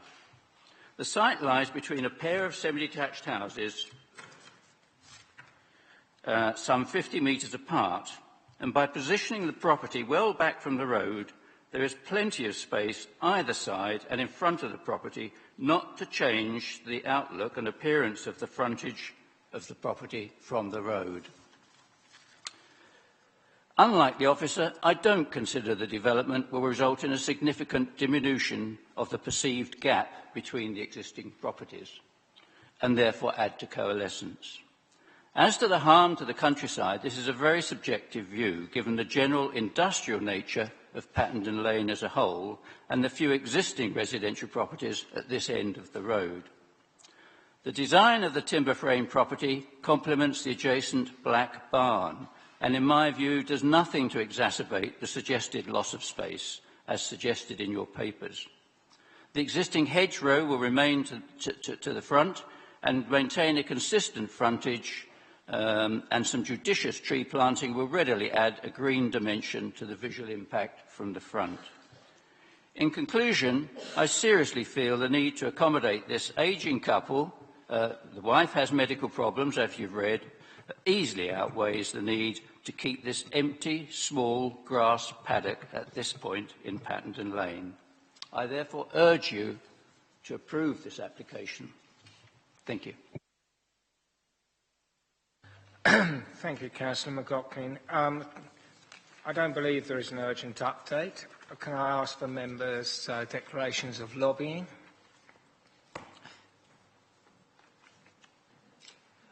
And I hadn't been lobbied, but this morning I was lobbied by Councillor Burton, in favour, senior, that is, in favour of the application, so I need to declare that. Right, I don't think there are any ward members here. I saw Councillor Harwood, and I've got you now, Martin. So Councillor Harwood first. Thank you, Chair. I went out and had a look at this site, and I don't have an issue with it. I think it's very similar to the Sutton Valence application, where similarly that was the building was redolent of a dark stained barn, and you obviously don't have many windows and things in the side of barns. So I can't really understand the argument, because actually if we want to retain a more rural feel to this gap, having an agricultural building character actually helps in achieving that. Where I do think the officers are right is that sporadic nature of development and having the gap there is quite important in ensuring that we don't have kind of ribbon development along Pattenden Lane, and I think that can be quite easily overcome. The one thing that's missing round here is landscaping. There are just not any trees along this stretch of the road, and I think actually if we were with the setback, it allows you to put some fairly decent trees along that sign frontage, and I think that actually that would provide that visual feel of separation far better than leaving it as a mown grass square as it currently is. So therefore, I would like to move that we do grant permission, because there is no harm to the landscape in my view, and that we can actually enhance the landscape by placing some trees along the site frontage, something like cherry trees or whatever along the site frontage, to produce a kind of rural feel to the gap in between. In terms of the conditions, this is a very sustainable design anyway in terms of energy efficiency and other elements. But I suggest that we will need to add all our usual conditions, vis-à-vis the drainage, the materials, the times that comes in, the palette of materials, the niches for wildlife, the renewable energy and so on, as we would for any other residential application. But as I say, there is no harm. Thank you. Councillor Harwood, there is a very long list of conditions that would be required if we were going to approve. You've partly referred to that. Because but the overriding objective, of course, is to ensure that what we're talking about in terms of a high-quality design and landscaping scheme is actually what happens. So I'm going to come to the officers in a minute in terms of how we can best address that. I would just ask whether or not members are actually inclined to take the tack Councillor Harwood is taking, because if the argument is that this development doesn't actually impact on the countryside, are we even getting into the discussion about self-build? That's the question I ask, because if members are resting their argument on the landscape gain, and that can be gained from, shall we say, putting an appropriate building on this site and the landscaping with it, maybe I've got this wrong, but the issue of approving it for the self-build purposes doesn't actually even arise.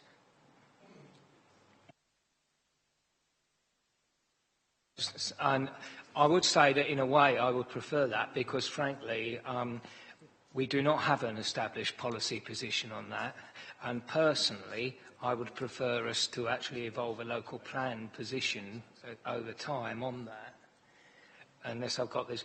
And I don't think we're saying as a committee that the landscape issue here is such that we would actually need to overcome the landscape issue with a self-build argument. Unless there are members who think there is harm to the landscape, in which case I'll revise what I say there. Okay, that's what I thought. I'll take Councillor round, then I'll come back to the officers. Thank you, Chair. You have actually said much of what I was wishing to comment on. I'm fairly sure also that Councillor Cox officially wanted to second the motion by Councillor Harwood. I would have been pleased to have done so as well, but with the conditions, or not so much the conditions, but with a number of particular mentions that we do need to draft up an appropriate policy, for which we do not have one. And should we do proceed with this, then I would like to take into consideration the reference to trees and sightline in any conditions. Thank you, Councillor Round. I will bring in Mr Timms, then I've got Councillor Mumford. Mr Timms. Yeah, I just wanted to come on the policy point. policy SP19 of the new local plan is a policy that, in effect, deals with custom and self-build. So I don't think it's correct to say that our local plan is not addressing self-build. No, but the policy does cover that, and obviously the local plan inspector is satisfied that that sufficiently covers sites for self-build. And just a point of policy, one of the speakers referred to the test in terms of significantly and demonstrably outweighing the benefits. Officers don't consider that's the test here because the policies are considered up to date and the council has a 5-year housing supply. So it's just a clarification on the balance assessment in our opinion. Sorry if I was unclear, Mr. Timms. I was actually referring to specific site allocations for self-build, which we haven't got into, but which we might be a discussion when we look at the local plan review, rather than the actual policy. Sorry if I was unclear. Yeah. Yes, indeed. Councillor Mumford. Well, very quickly, I was going to second this. I think we'd all probably want to second it. I don't think there's a question of damage to the open countryside. Can we delegate the setting of the conditions to the officers? I'm not sure, but if we are going to, then I'd like to include that condition that Councillor Harwood suggested. And my last comment is I think it will make a valuable, windfall contribution to the provision of houses.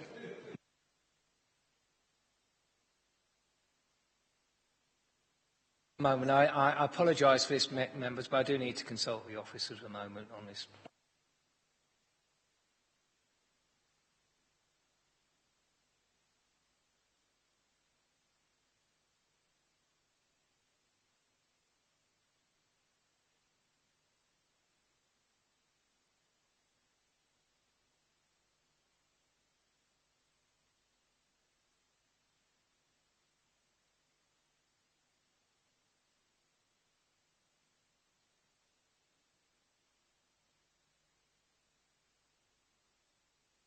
Thank you, members. I apologise for that. I just wanted to clarify a couple of points. Right. The argument so far... Right. Correct me if I got this wrong, Councillor Harwood, but you're moving that we grant permission with the delegation of the officers to determine the details of landscaping in terms of design, in terms of conditions for landscaping, design, materials, and any other issues? Renewables, yes. Yeah, and the niches for wildlife, everything we stand to put in there, and the drainage thing. Yes. In terms of the landscaping, I think to just develop the point, I think it's because there is sufficient space between the proposed new house and the frontage to introduce additional landscaping appropriate to the area. And I've drawn a picture. So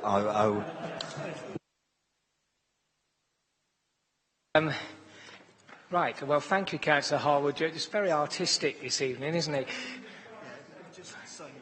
Thank you. I'll give that to you for guidance. Right. Before we go any further, is that proposal seconded? My Councillor Cox, I do apologise. Would you like to speak to it now, then? I would. Thank you very much, Mr. Chairman. I too, if I didn't see that Tony had nodded and gone in first, I think it's actually a very good use of this gap between the housing that's appeared. I'm sure there possibly was something there before, but I think the opportunity and the care that's been taken by the architect and the client to put something in there that's going to continue the actual rhythm of that area is very good. And also, I think that the fact this is going to be a self-build, this is what used to happen. People didn't come in wanting to build 20 houses down the street way back when, and I think this will actually only enhance the variation of the building along this road. So I was happy to second, and I still am, with all the conditions that have been laid out and everything that even the drawing, that can be included. And Councillor Harwood, you did give the reasons for the overturn, but if you'd like to just rehearse those along with Councillor Cox so the officers can record those, please. Thank you, Chairman. The application will not harm the open countryside, and that through the design of the proposed unit and the landscaping scheme that accompanying it, that will maintain a rural feel to that gap between the existing development in Pattendon Lane. You know, it's very clear. Do you wish to add anything, Councillor Cox, or are you satisfied with that? No, I'm satisfied. That's very good. Thank you very much. Thank you very much indeed, members. All those in favour of that resolution? Yes, indeed, with delegated powers to officers to detail the conditions. That is unanimous. Thank you very much, members. That is agreed, as I say, with the delegated powers. Thank you. We move on to item 14 on page 33, which is Meadowcroft, Maidstone Road, Headcorn. Thank you, Mr. Chairman. This is an application at Meadowcroft for erection of an infill detached chalet-style dwelling with garaging, parking provision and highway access. Turning to the sorry, I haven't got the mouse. So this is the application site. We've got Stonelead Road here, and we've got the A274 Maidstone Road down here. You've got the existing access to the property here, and the proposed dwelling is to be located in approximately this position here. If I could just draw members' attention to page 39, appeal decision, accepting it was in 2008, so predates the MPPF. But in terms of issues at landscape impact, I would just draw your attention to paragraphs 7 and 8 of that appeal decision. It is old, and as I said to you previously, it does predate the MPPF, but notwithstanding that issue, the material consideration is what's raised regarding landscape impact. Moving on, so we've got the red line boundary shown here, and obviously the blue land zoned by the applicant. You've got the existing dwelling looking north towards the site, with the site on the left-hand side. This is looking south with the application site over here. This is the site from Stonestile Road, site access from Stonestile Road, the one I previously showed you. And this is a view from the corner of the road. So turning to the application details, you've got on the left-hand side the existing layout, undeveloped part garden area of the site. And onto the right-hand side, you've got the proposal with the existing dwelling here and the access created off here with the garage. You've got the garage proposal, and you've got the existing the proposed dwelling, sorry, in a chalet-style design, front elevation, rear elevation, and your two side elevations. I point out the officer's report does set out in paragraph 6 in terms of design issues. The officer's report does not raise any objections to the design issues. What the officer's report raises is the impact on the landscape character, and in terms of that is endorsed, as I said previously, by a previous inspector's decision. So in terms of the key issues to consider, they are set out in the report. They are the principal issues, the impact on the character and appearance of the countryside, and what I would refer you to is paragraph 6.10 of that report, where the officer concludes that it would unacceptably erode the openness of the area, resulting in harm to the character and the appearance of the countryside. So therefore, in terms of the ground that comes forward, that is set out on page 38 of the report, which concludes that the harm is contrary to SB 17, DM1 and DM30 of the final draft local plan. And obviously, as you'll be aware, ENV 28 was the same policy that the inspector considered at that particular time when that decision was made at that time. That is still standing and it is still part of the development plan. So on that basis, members, the application is recommended for refusal. Thank you, Mr. Chairman. Thank you, Mr. Bailey. Councillor Dungy, Headcorn Parish Council, please. I'm sorry you've had to wait so long.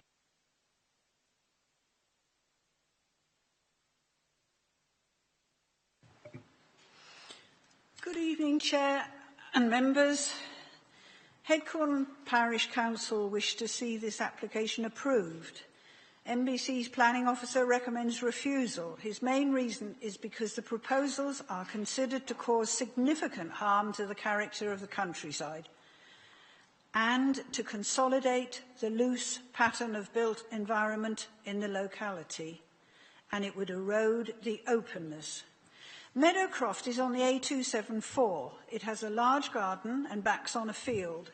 The application is to build one house in the garden.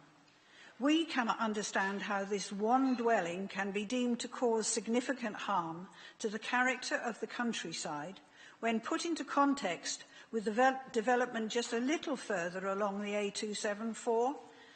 Bovis have very recently been given permission to build 62 houses in what used to be a nice little field.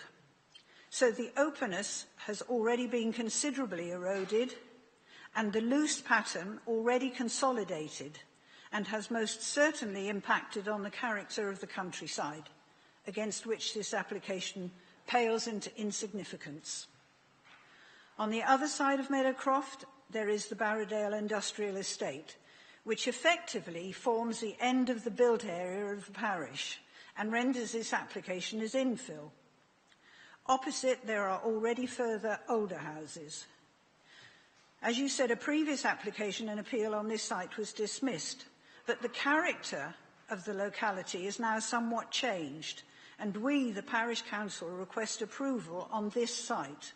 There is a similar garden infill on the same side of the road at number 2 Stone Cottages, which was supported by us and permitted by you. That one was obviously not considered to be harmful. And incidentally, it will also make a valuable contribution to your windfill target.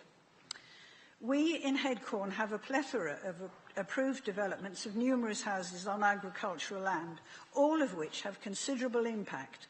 You say in your recommendation for refusal of this one dwelling that the advice in paragraph 17 of the NPPF 2012 states that planning should recognise the intrinsic character and beauty of the countryside.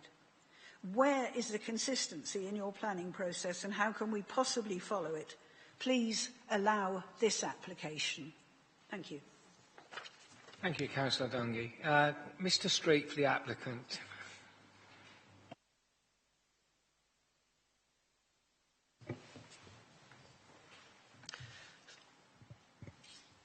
Thank you, Chair. Thank you for allowing us to speak on this application this evening. As the officer mentioned, the proposal is situated alongside the Headcorn Road and is bounded on both sides by existing residential properties. And if you note from the site location plan in the committee papers this evening, you have 7 detached residential properties to the south, 1 to the north. On the opposite side, on the eastern side of Headcorn Road, there are 17 residential properties, some detached and some semi-detached, leading towards Headcorn. From a sustainability point of view, there's a payment leading to the village and a regular bus service along this section of the road, with a bus stop close by. Before this application was submitted, we spoke to the Parish Council regarding this proposal, and they indicated that they would have no objection to this proposal. And as you hear tonight, the Parish Council have attended and have spoken in support of the scheme. The scheme's a chalet-style dwelling, bedrooms built into the roof space, the intention being to keep the overall ridge height of the building as low as possible. There's other examples of chalet-style houses and properties along this section of the Headcorn Road. The applicant is looking to obtain planning permission so that her son can remain in the Headcorn village. the applicant intends to build a property for her family. This proposal will also stop up or close off an existing access from the site onto the Maidstone Road, which is located on near the southern boundary. So the new access is a like-for-like replacement of an existing access, albeit with better sight lines and visibility displays. As mentioned, this is a garden situated between Meadowcroft and the adjoining property, and it's not encroaching on open countryside or agricultural land. Therefore, I cannot see any harm, any significant harm, visual harm, on the countryside. The proposal would be has been orientated and located so it does not overlook any adjoining properties. There's no loss of privacy on any adjoining properties. Indeed, none of the neighbours have raised any objection to the scheme. Therefore, in summary, the proposal conforms with the existing building line. It's an infill scheme. In my view, it's got no impact on the wider countryside, visually, and it's one infill dwelling between two existing chalet-style properties. The existing hedge line will be retained, and there's no impact on privacy or amenity of the adjoining properties either. Although we are proposing a new means of access into the existing hedge line, we are closing up and stopping off an existing access. So it's a like-for-like replacement. Finally, with regard to the appeal that Mr. Bailey mentioned, yes, that was in 2008. Planning permission has recently been granted in 2015 for the Gladman site, which is now under construction by Bovis, which is for 62 houses, and which is approximately 200 metres south of this site. On the paperwork associated with that case, there was no harm raised by officers in relation to the 62. Can you draw your remarks to a close, please, Mr. Yeah. And I ask that councillors tonight consider that point, the contrast between that site and this site and the 62 units. Thank you, Chair. Thank you, Mr. Street. Right, Councillor Round, it's over to you. Thank you, Chair.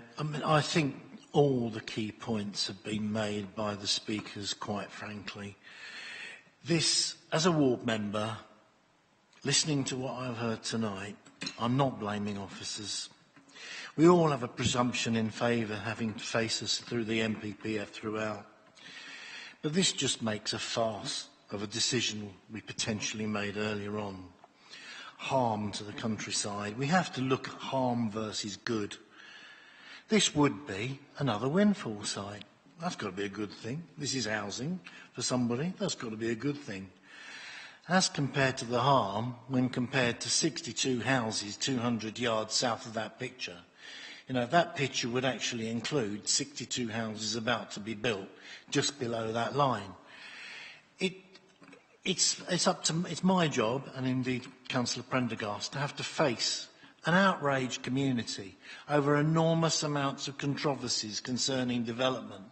And here we are, wandering about one house that's actually very well designed, in a nice bit of space, that's not going to cause anybody any harm, and we've got a recommendation for refusal.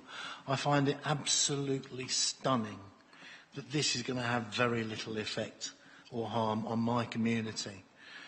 I can argue this one with my community quite easily. Others I can't. I'm still quite dumbfounded, but I recognise that law is the law. The law is an ass, and none worse than planning law. Well, I think, Councillor Round, that you did start on this course. If you are, you know, we have to consider the individual site. But it is open to you, as with other applications, to argue, if you can make the case, that the isn't, shall we say, the actual substantial harm to the countryside that is argued by the officer's recommendation, or alternatively, that if there is harm, it can be mitigated by appropriate design and landscaping. So I'll leave you to think about that for a little while, but it is open to you to make those arguments should you be able to. Did I see anyone else indicate on this application? Well, no. Well, Councillor Bolton. Thank you. I agree with Councillor Round. This is slightly nonsensical, really, and though I appreciate why the officers have come to the conclusion that they have, I can only echo the views that have been said to us so far. So ultimately, this is in a pretty... is it in a sustainable location? That's... Well, exactly. And... exactly. Yes, it is. I get what's said, what the case officer's come to in his report, but ultimately, I think that's overridden by the many other factors that have been said so far. So I'm happy to propose that we actually accept and grant permission for this application, Mr. Chairman. I'm not going to argue against that. All I'm saying is that if you and Councillor Round wish to do this, all I would ask is that you actually specifically say why this particular site does not harm the landscape, or alternatively, put some conditions on this that you feel does mitigate any harm, and it does. One or the other, or even both.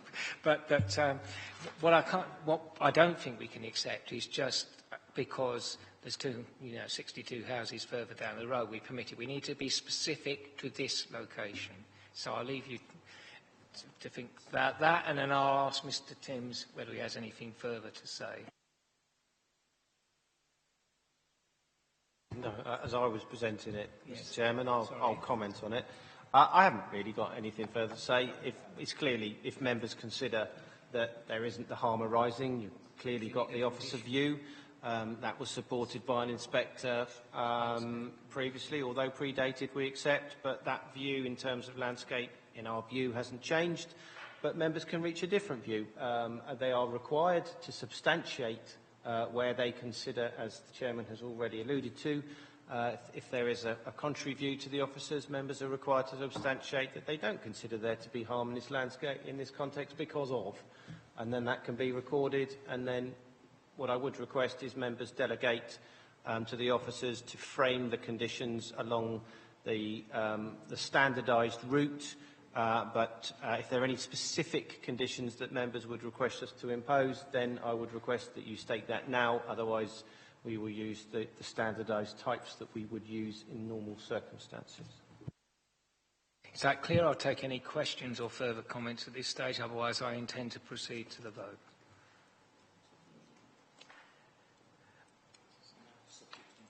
Yes. So can I just clarify the grounds for the overturn that you're proposing, Councillor Round, I'll come to you in a minute, Councillor Bolton, is that in your considered view, there is no significant harm to the landscape in this area that cannot be overcome by an appropriate landscaping condition and other conditions in terms of design and materials of the building. Anything I need to add to that? I think that's it, isn't it? And it's not contrary to SB 17. Yes, and yes, I've got that. Yes, yeah, I was going to add that, but I just wanted to make sure the specific grounds. Consequently, because of what's just been said, the proposal is not contrary to SB 17, policy SB 17 of the emerging local plan and policy EMV 28 of the current Maidstone Borough Local Plan 2000. Councillor Bolton, did you wish to add anything? I was going to add EMV 28, but you mentioned it. It's been proposed and seconded, and I don't see any other suggestions. Councillor Hall. Sorry, I mean, I just worry about what standard conditions are, because we find that standard conditions that come to committee are often quite different to those that are approved under delegated powers. And I just wanted to check that we've got the things like the renewables policy, we've got the issues around the materials, and we've got the detail of the landscaping scheme so that it's compliant with the landscape character assessment guidance, and that we've got integral niches for wildlife, kind of bat tubes and whatever.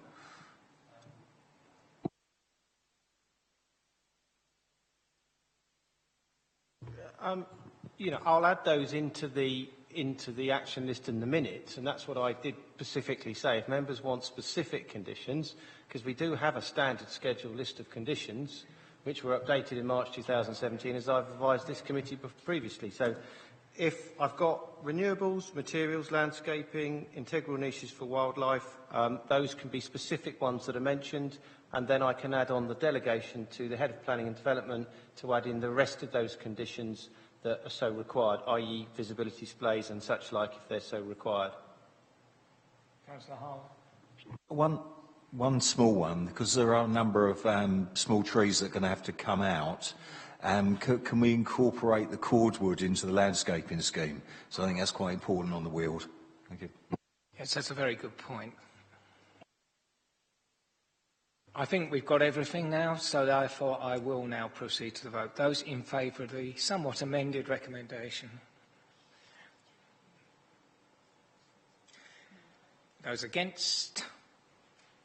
Abstentions? 1.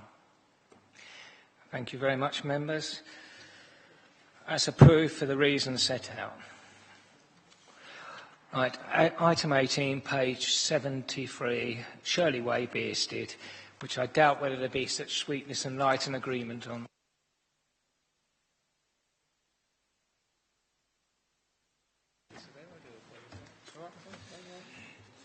Shall I let them go?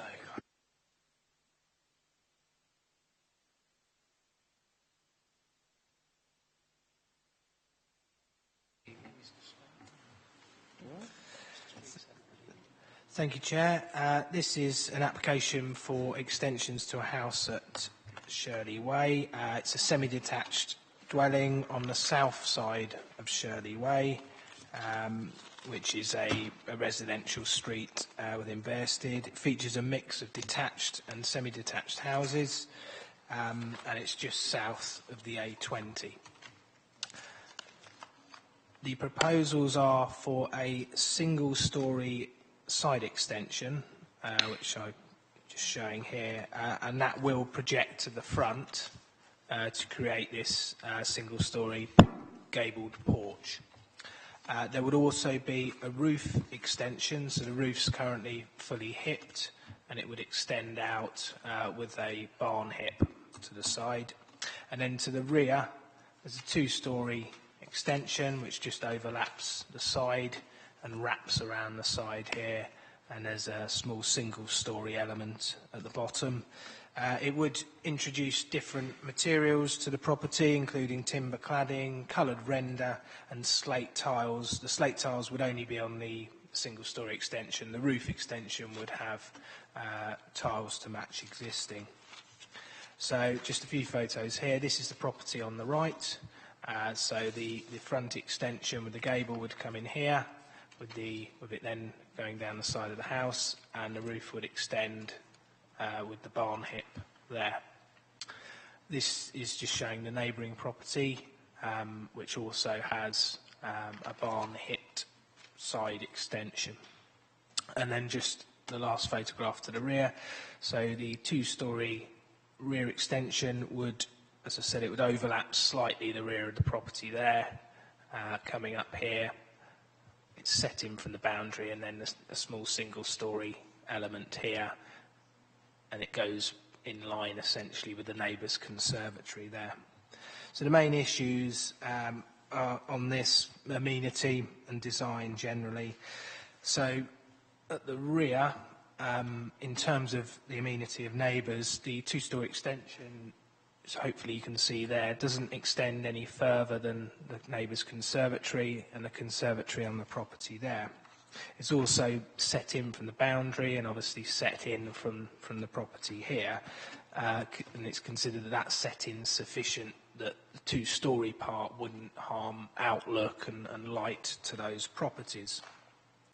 There would be the only windows facing the side, which are here. There's a new window introduced and one here, and they would be obscure glazed by condition, so it's not considered there'd be any overlooking. In terms of the design, the sort of front extension, there's a number of front extensions in the street, differing designs, so it's not considered that that in itself is a problem. The roof, that would unbalance the pair because the neighbouring property has a full hip, but as I showed you earlier, the neighbouring property on the other side has a barn hip, and there's a mix of roof styles in the street. So again, that's not considered to be harmful. The two-storey rear extension is considered to be of a sympathetic design.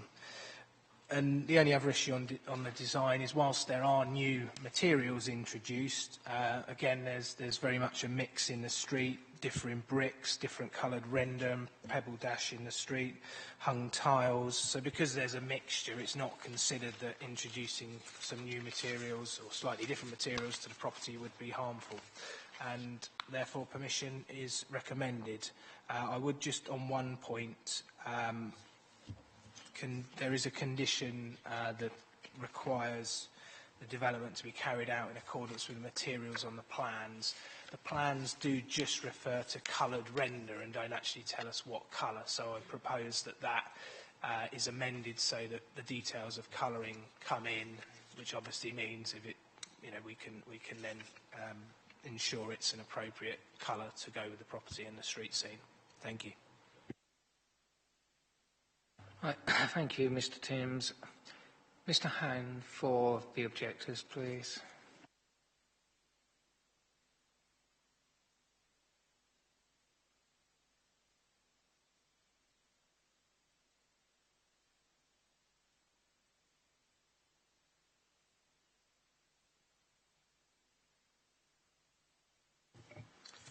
My name is John Hann and I live at number 6 Shirley Way.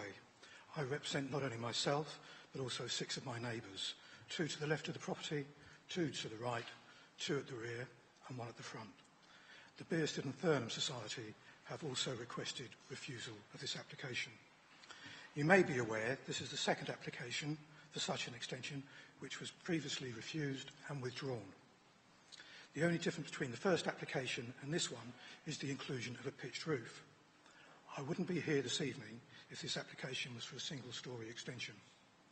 However, the scale of the proposal is of epic proportions and will cause huge impact for all of us for the following reasons. Loss of light. I enjoy the benefits of a south-facing garden. And since being made aware of this application, I've been taking weekly readings on light and sunlight, and contrary to the views of the planning officer, my calculations using a shadow diagram reveal that I will lose over 2.5 hours during the morning and 1.5 in the summer. Sorry, the 2.5 is in the morning and in the winter, and 1.5 during the summer. Of course, my neighbour at number 10 Shirley Way will suffer a similar shortfall, but in the evening. The materials and design are not in keeping with the area and will spoil the street scene. Large slab walls, the size of a shipping container and made of timber, are not in keeping, and there is no similar design in Shirley Way. The extension will dominate my property and my neighbours and will overwhelm and destroy the character of the original property. We will have no privacy in our gardens, nor when using our patios. It will also block my satellite TV dish. The 2-storey side extension, according to the planning officer's report, should have a gap of 3 metres between our properties as recommended by the Residential Extension SPD. It has a gap of 2.1 metre. That is too close to my property. I will now turn to the planning officer's report, which is full of omissions and errors. Point 101. The report mentions number 8 has an integral garage. It does not. It has a late 1940s detached garage situated to the side and behind the property, possibly made of asbestos, and will require specialist removal. There is no hard standing to the front of the property. There are 2 small strips of broken concrete and the rest is gravel scattered over the old lawn and garden. Point 401, local residents. 6 residents object. In fact, there are 7 people who appear on the NBC website. Point 402, 2 local residents have supported the application. Not local, 1 from Magingford and 1 from near the Sutton Road, and both relatives of the applicants. We ask that their views be dismissed. Sorry, I didn't get that. In conclusion, we would suggest the planning officer's report is not reliable enough for you to make an informed decision, and this taken with the loss of light, materials and design, the impact on the street scene, the overwhelming effect on our properties and privacy and amenities, and the permanent impact on 7 surrounding families will cause great harm, and we ask that the application is refused. Thank you for your time. Councillor Springett, please.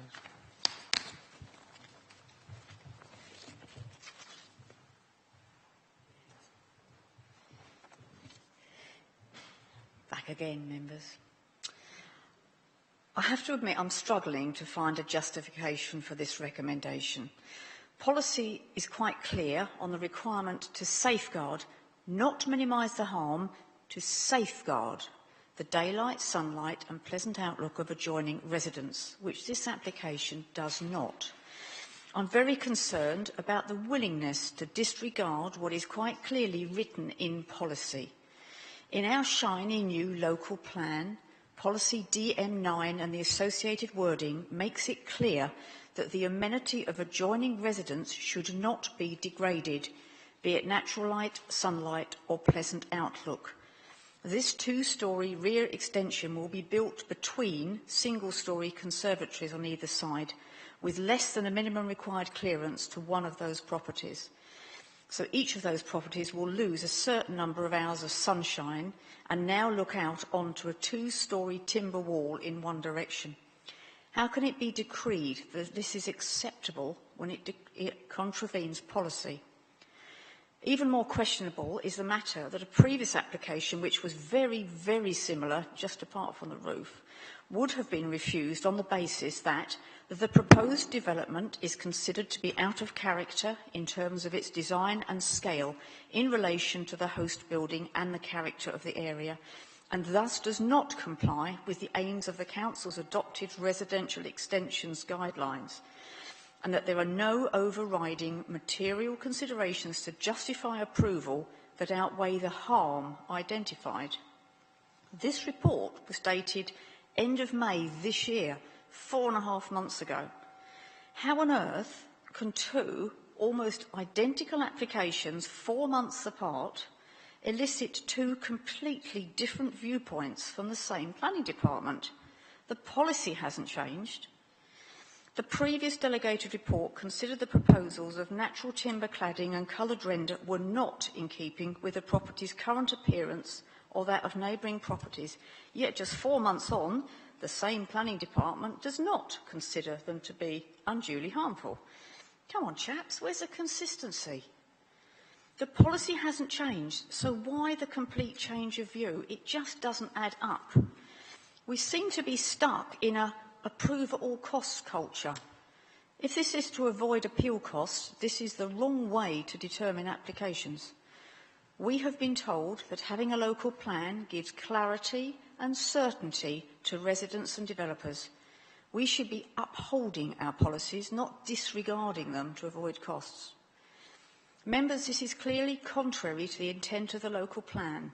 Please refuse this application to enable a better design to come forward. Reasons for refusal are clear and unambiguous. The application does not comply with Policy DM9 and the Residential Extensions SPD 2009.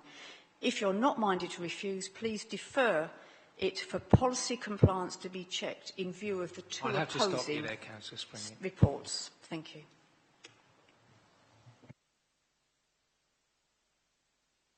Right, Councillor Spooner, as you are the only other BSD member here, you get to start. Thank you, Mr. Chairman. This application has caused a great deal of local controversy. I have been copied into no end of emails and all sorts of things, but I have not participated or discussed the case with anyone else. So I'm making an impartial decision this evening. I have no problem with the side single-storey extension. I have no problem with the front porch. It's not to everybody's taste, but there's quite a lot of funny things along Cavendish Way, and this is no different to many of the others. Where I am very, very concerned about is the 2-storey rear extension. In my view, this extends back too far. It is too close to the neighbours' properties. And in my view, it will have a massive overbearing effect on the properties on either side. By pure chance, I came across a previous application, which I did know about, I didn't know the details, which was very similar to this, but it proposed a flat roof to the two-storey extension at the back. And there was a delegated officer report, which is on the Borough Council website, which really waxes quite lyrical about how poor the design, the appearance and the overbearing nature of this proposal was at that time. The application was in fact withdrawn before a decision could be issued. The applicants have now resubmitted the current application, which proposes a pitch roof. Okay, that's all very well in design terms, but the massing and the overbearing effect on the properties on either side is increased. I'm very unhappy with this current proposal. I have heard very carefully to what Councillor Springett says and the objector. I have no problem with officers coming to different conclusions about quite similar designs. I mean, planners do have different views. But I think in this particular case, the two-storey element of this proposal is just too big. It goes too far back, and it will have a terrible effect upon the properties on either side. I will go so far as to propose that we either defer this application for further consideration to be given to it, or else I'll be quite happy to move that we refuse it. I'm not quite sure what a deferral is for or would achieve, so could you possibly explain that? Because it seems to me either is wrong or it isn't. But to enable a more satisfactory design solution. I'll ask the officers to come in a minute, but that would sound to me to be almost another application. But I could be wrong, anyway, before I pursue this point anymore, I should have asked for declarations of lobbying. Okay. I now ask the officers whether a deferral for, shall we say, a better design solution would be permissible within the parameters, or whether that would amount to a new application. It would amount to a new application. There's two. What I'm hearing is there's a concern over the impact on the amenity of, I assume, both neighbours, and there's too many fundamental changes to a two-storey rear extension to overcome that. I would just say, in terms of impact on amenity, inevitably almost every development has an impact on someone's daylight, sunlight, outlook. It doesn't mean that's an impact is unacceptable. You've got to judge how much that impact is. In this case, we've done light assessments on the neighbouring windows, and the extension passes those tests. So that's a sort of looking at the light to those rooms that are adjacent. And I guess in terms of light to conservatories, by their nature, they're mainly glazed, so they would still receive quite a lot of light. And again, it's the building line to the rear, as we can see. It doesn't project significantly beyond those properties to sort of really impact on outlook in officers' views. So, I appreciate the comments, but I struggled to see those impacts. But I think coming back, it's not a deferral. I think if the decision is this is unacceptable, then you should make that decision. Can I just ask Mr. Timms? It looks to me from the plan I'm seeing, it looks like that extension is on a southern elevation. Is that correct? Yes. So obviously, in terms of sun orientation, you've got to look at, if I point to members, where I'm referring to, that's on a southerly elevation, so that's your principal light source coming from that sky component level. So in terms of if it was on a different elevation or going to impact on light, I could maybe see that issue coming forward. But this is on a southern elevation, so both properties either side are facing due south. So that should also be taken into consideration when you make your decision in terms of you're saying there's a loss of light. Sorry, Mr. Chairman, I can't, on the map that Mr. Bailey points to, And now it's in the corner. That's dead north, is it? Okay. It's like, Correct me if I've got this wrong, Councillor Spooner.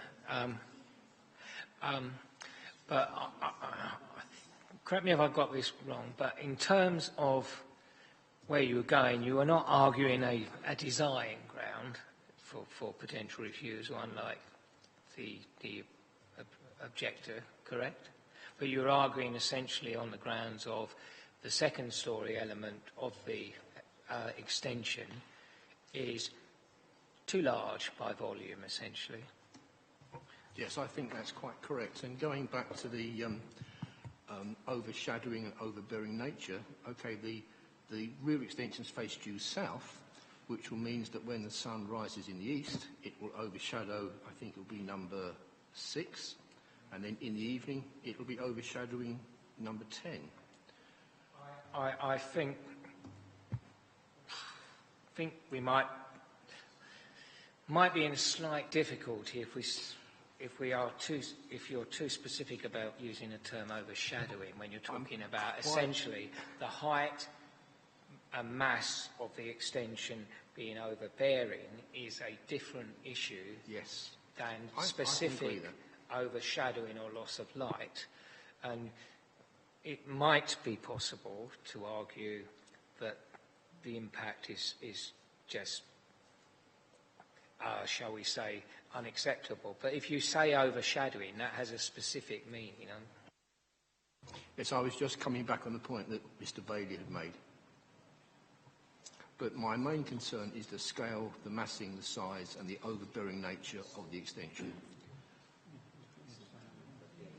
And can I just point out that this two-storey extension does not come back any further than the existing single-storey extensions on either side, but it is 2 stories high. That is the big difference. That is what my main concern is.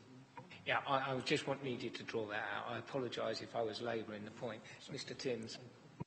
Yeah, can I just be clear? What is it overbearing upon? Is it the neighbouring windows, the conservatory, or the garden? I'm not clear where the impact is occurring. Would be visually overbearing on both of the neighbouring properties, the adjacent one and the adjoining one. Sorry? It will be a visual impression that the neighbours on either side will get of this massive second-storey flank wall, which will overbear their gardens and overbear the properties.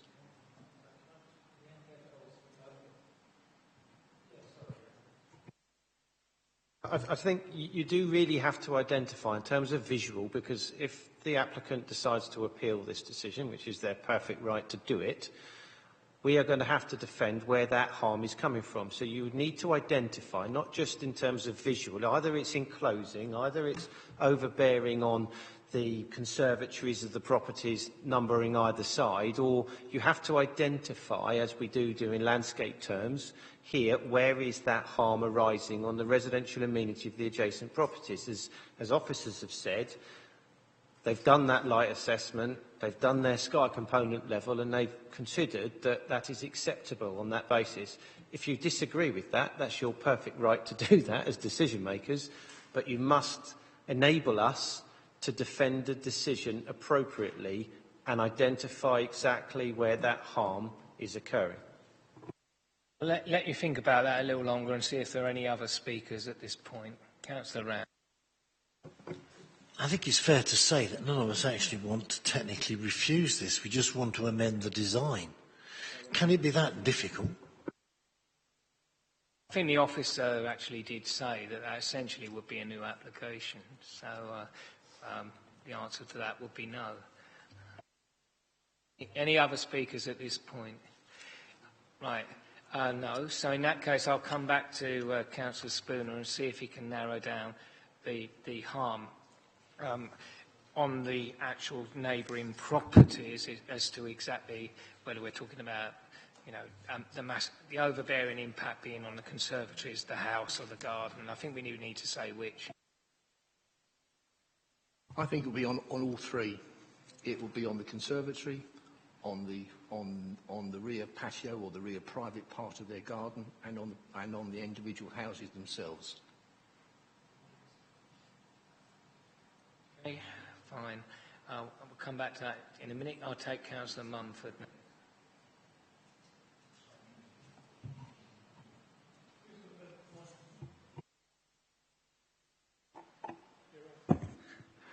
I think what we're looking at is, as Councillor Springett said, would be DM9. I think what we're looking at is the scale, the height, the form, and the siting of this proposed extension, and will affect the neighbours, and it is contrary to what we say in DM9, and I think that's what we're talking about, is the scale and the height of it, and that it will affect the privacy, daylight and sunlight, and the maintenance of a pleasant outlook to the neighbours, and that's all related around DM9. And I have heard sufficient to say that I'm not happy that we're being consistent, so if Councillor Spooner is going to propose in that area, I'd be willing to second it. Members, I don't think there is an argument there. We have refused applications in the past because they're too large by volume, they're massive, they're overbearing, and they're too close to the residential boundary. What we really can't do, if we've done a light test, is to actually say that we don't accept the light test and then we're going to refuse it on those grounds. That's never going to work. So essentially I would say that although the wording probably needs some work, but it really does have to be about saying that if you're going to say this, that the height, scale and mass of the building, especially because of its close proximity to the residential boundary, has an unacceptable impact on the amenity of the two adjoining properties, in particular to the rear of those properties. And really, I can't see you can say more than that, because if you start getting into overshadowing and loss of light, that will never stack up. Yeah, I think the Chairman's put it quite well, but just using this photograph, what I'm hearing is it's because it's coming out in line with the conservatories, it's an overbearing impact upon the conservatories. There aren't patios, as I'm aware, that it goes beyond. So I think it's difficult to sort of refer to patios. There's an overbearing impact on the conservatories. I don't know whether you're saying these first floor windows as well. At least I don't personally think it's defendable, but at least you're identifying specifics that you consider it's harmful to, rather than a general point. So I think I would point you to those specifics, although I don't consider it's defendable. No, I'd be inclined to agree, but if members are inclined to refuse it, that's the best route to take, or the least harmful, shall we say. So anyway, was that seconded from Councillor Spooner's proposal? I suppose I'd better check. Yeah, it was. Councillor Mumford, did you wish to add anything on not light test, please?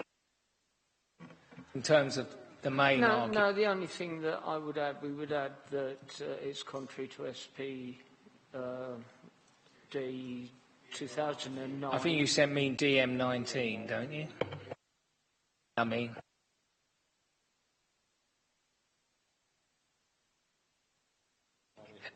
yes, the officers say you could put that in, yes. We'll have the wording in a minute. Councillor Spooner, did you wish to add anything? Just something else where I think perhaps we need the advice of the officers, and that is the residential extensions guidelines SPG, where there isn't... Oh, right, okay. Oh, right, okay. I really do think we do need that read back, and with the SPG, yes. Whilst I may disagree with it, and I'll give my members warning issue after, I will just say this is the ground that members have come up with. The proposed development, by virtue of its height, scale, mass and overbearing impact, would have an unacceptable impact on the residential amenity of the adjacent properties, principally the conservatories and rear elevation windows, contrary to policy DM9 of the final draft Mason local plan and the residential guidance SBD. I will say to members that I don't think that ground is a defendable ground, but on that basis, and there are the consequential issues that arise from that in terms of the appeal and cost issues that can rise, but members are clear that that's the issue that, or the warning that I'm giving members now. It's very clear, members. That's the best ground that's likely to be come up with, but there's still a warning. But having said that, I now put the proposal that's been proposed and seconded on the grounds that's been read out. Motion to refuse. All those in favour?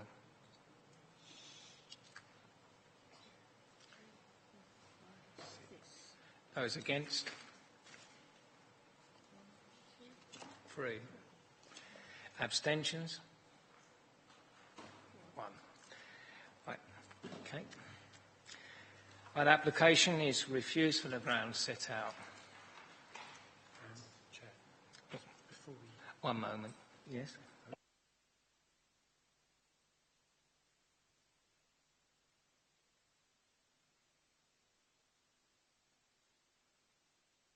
Okay, thank you very much.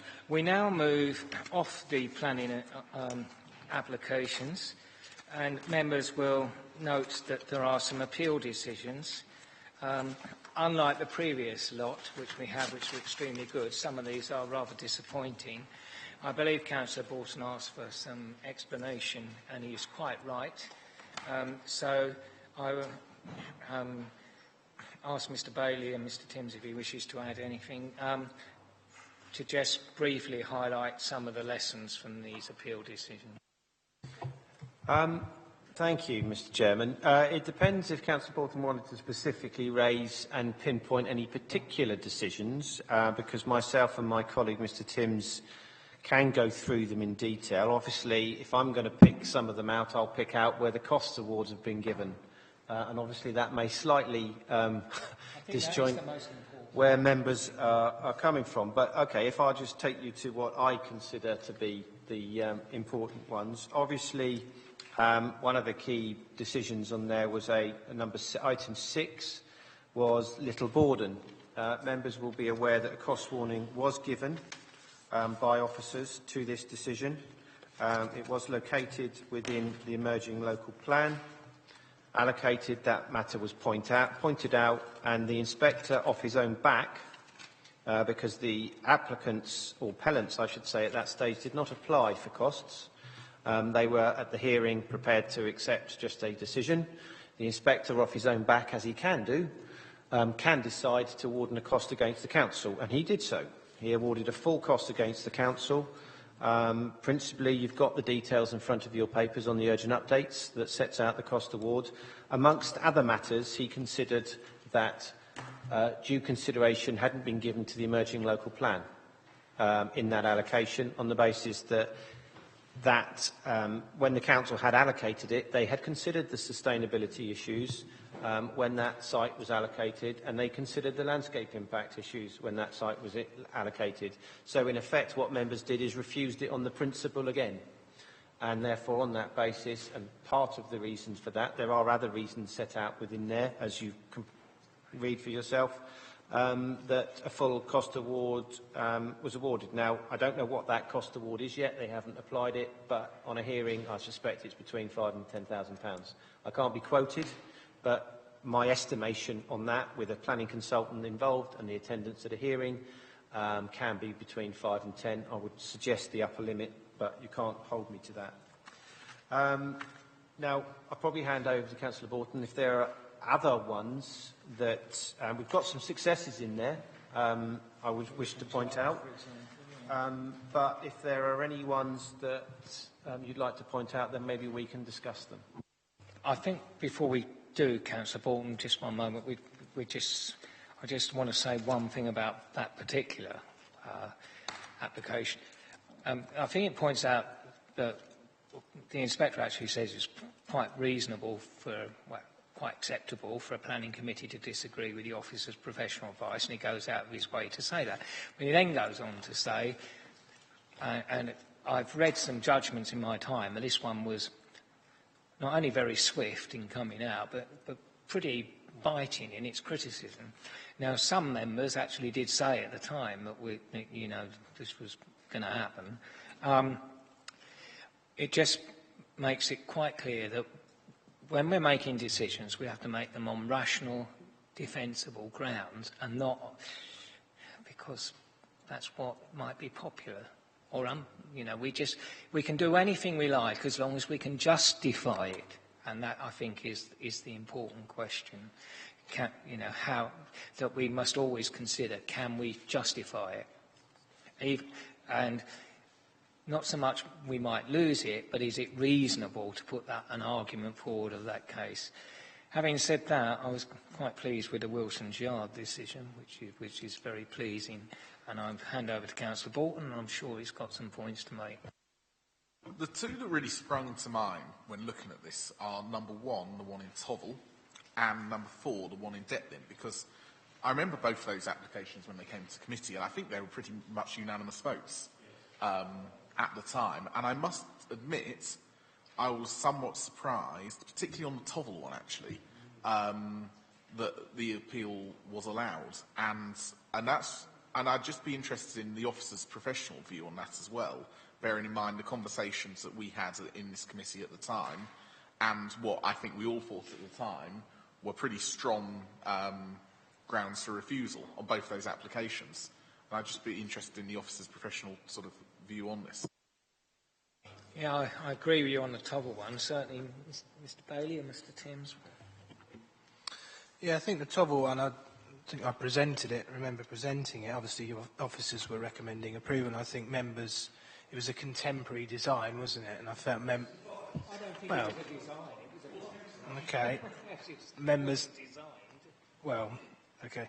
Members didn't consider it fitted in, and the impact upon the properties to the rear, and I think we felt that was not unreasonable. It was, certainly an impact on the residents to the rear, and hence why we felt that was quite reasonable to proceed on that basis. I guess what the inspector considers is it's a sort of office building there at the moment. There's a bit of a mix, and that inspector felt that it would actually create a frontage there, and that the impact wasn't significantly different from what the building does at the moment. So, you will get, obviously officers felt it was okay, but you will get some balanced decisions that an inspector will go the other way.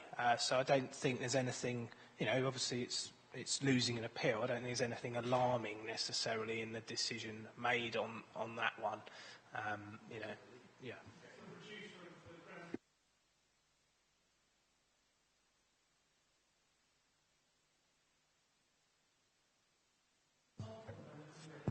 Some members wanted to... Yeah, in terms of the Hoggers Lane, I mean, obviously, from recollection, I think I presented this one, and it was obviously an officer recommendation, and there was a balance to be struck in terms of this issue. It's replacing one dwelling and adding an additional dwelling. The officer view, and I think the inspector on the decision has come up, in terms of a balanced decision, and then trying to look at harm, and I think in terms of the officer, when we were arguing the report, was, yes, okay, it's outside the settlement boundary, but identifying where that harm arises when you've got the other properties, or you've really got a very large shed already in the back. So whilst backland development again, you had quite an established boundary of the new dwellings that had been permitted further down, which had pushed the boundary lines further back. So where you're trying to substantiate harm, as I said, and it comes back to trying to substantiate where this harm arises. And if you've already got development that's pushed back into the site, it's very difficult to substantiate further harm. So, again, I think the inspector has come up with a balanced decision and come up with a recommendation that there isn't sufficient harm there to in terms of AONB issues, to refuse the application. Okay, thank you very much. That's very helpful. Any further questions or comments?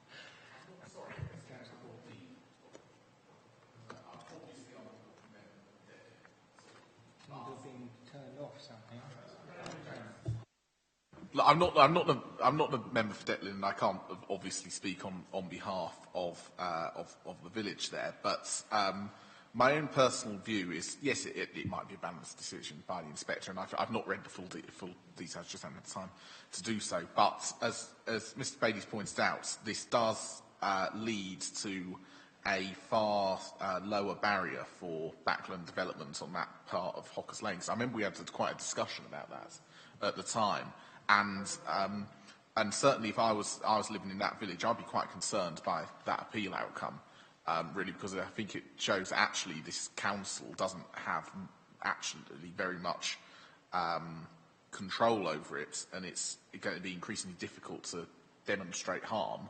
And if I were living on Hockers Lane, I'd be slightly worried about the future based on it. But I've not read the appeal decision in full detail, and I think that's my weekend reading, Mr. Chairman. Yes, I'm sure it'd be very exciting. If members have any further issues, please do ask to sit. I think it might be helpful to actually circulate the Tovel and Hockers Lane appeal decisions to members so we can see them. Councillor Con. Thank you very much, Mr. Chairman. When we were looking at all the allegations coming earlier about the G&T site,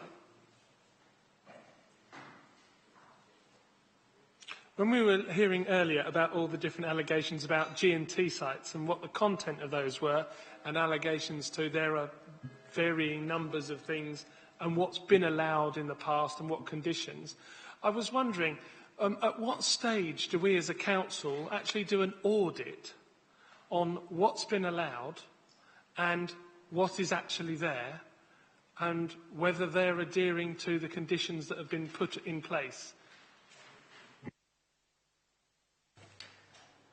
I'm sure we can answer that question in due course. I will answer it now, Chairman. I've got 4 enforcement officers. We process 3,500 applications a year plus. I cannot proactively go out to every single site with, 3.5 enforcement officers and go and monitor every single condition that goes on. No council in this country does that. And I'm normally like to elaborate a lot more, but I won't this time. My goodness me. That's the most shocking thing that's been said all day. Councillor Hart. There is quite an important point here, because like all planning applications, some applicants are very good and they implement their landscaping conditions in full, and others don't.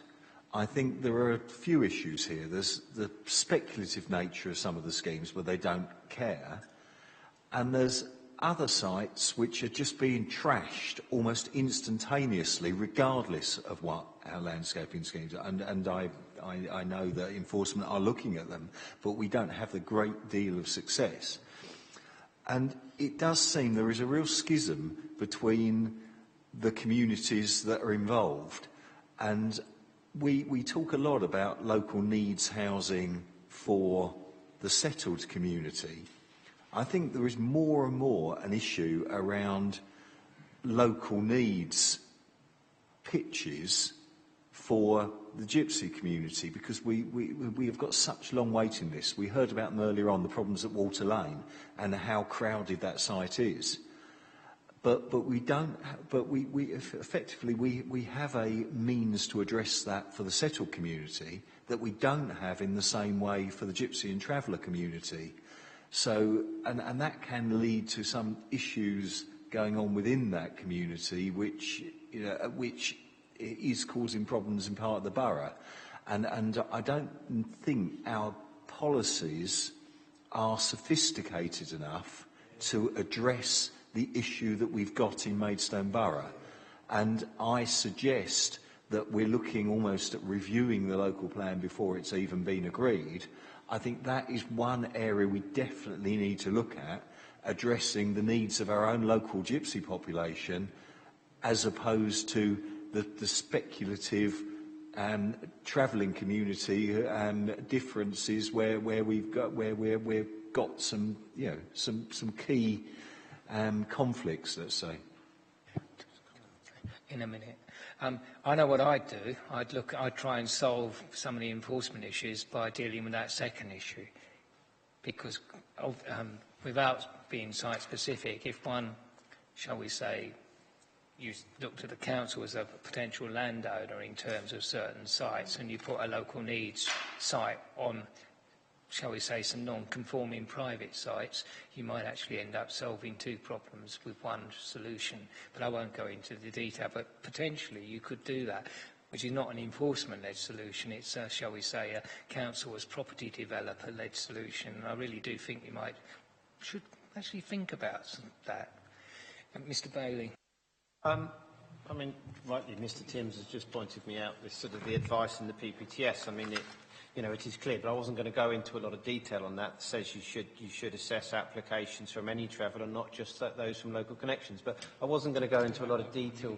Yeah, I wasn't going to go into a lot of detail on that because I know William Cornell is trying to look at this particular issue and the problem, because the problem is not just about taking enforcement action all the time, because there aren't the resources in the council and the manpower to look at those issues. There is a difficulty in terms of, we went out for 3 call for sites for G&T sites. We only got 41 allocations, pitches in the emerging local plan after going out for 3 calls for sites. We didn't meet our need on the current emerging final draft local plan, and as I said in this room, we're 33 pitches short on that basis. And that's just a need issue. And even if we meet that need, and Councillor Harwood even raised it himself, even if you get to that 187 magical figure, then if you've got a site that's acceptable as a windfall site, and you've met that, that is not a maximum limit that you should get to. That is an issue that's set out through a need issue that you're planning for. So you may get to those scenarios that, if it was acceptable, with respect, in policy. But we're not talking about that. We are talking about the very clear discrimination. There's no other way around it. In that there is a lack of affordable housing for the gypsy community. It has absolutely nothing to do with the private sector housing need, which I agree you're quite right about. And that is an issue we need to address before we got dragged before a court. So there is an issue there. But I think that issue actually isn't addressable through the planning process. The council needs to look at it as a property developer and a potential landowner, which is something we've been doing in relation to the settled community and homelessness and affordable housing issues. And that's what we could do. That may have some benefits in terms of some issues around enforcement, actually, but I won't go into the details of that. But it is a completely separate issue in the sense of identifying need, in the sense Councillor Harwood meant, than the need of the general gypsy population, just as market housing in the settled community is not the same as affordable housing in the settled community. If I may come back, I think I was being too opaque with trying to overcome sensitivities. The issue is, when a private site comes on the market, it is snapped up not generally by the locals where there's a local need. Because we have not got enough council sites, we've got issues on affordability and local needs. I understand what the national guidance says. However, we cannot discriminate against one community whereas we are providing affordable housing in villages and so on, local affordable needs, affordable housing, but we've got one large part of our community who is frozen out of those out local sites and are outbid in the market. I'm going to take Councillor Round on this point, then we must find out, but it is an important point. Thank you, Chair. I mean, it is appropriate that these comments are coming to the fore. This time next week, we'll have a slightly different scenario because supposedly we will have passed a local plan. fully, it will be laid in concrete, so to speak. Well, I suspect it will be that way anyway. I'm not here to predetermine whatever votes, whichever way it goes. Having said that, what this debate is clearly raising is that work must start the next day on this very key issue. We have to review the local plan. It's something that's very sensitive to many of us. It certainly is in my ward, and I concur with everything that Councillor Harwood has said. I also want to take up the point which Mr Bailey has raised. He does have a team. He now has actually a very good team of enforcement officers. But sadly, they've got one heck of a lot of work to do, and they're under enormous amounts of stress. And whilst they appear to be very good at the job, I'm sure they could probably wish for a few more resources, a bit more time, and a lot less stress, especially that I give them.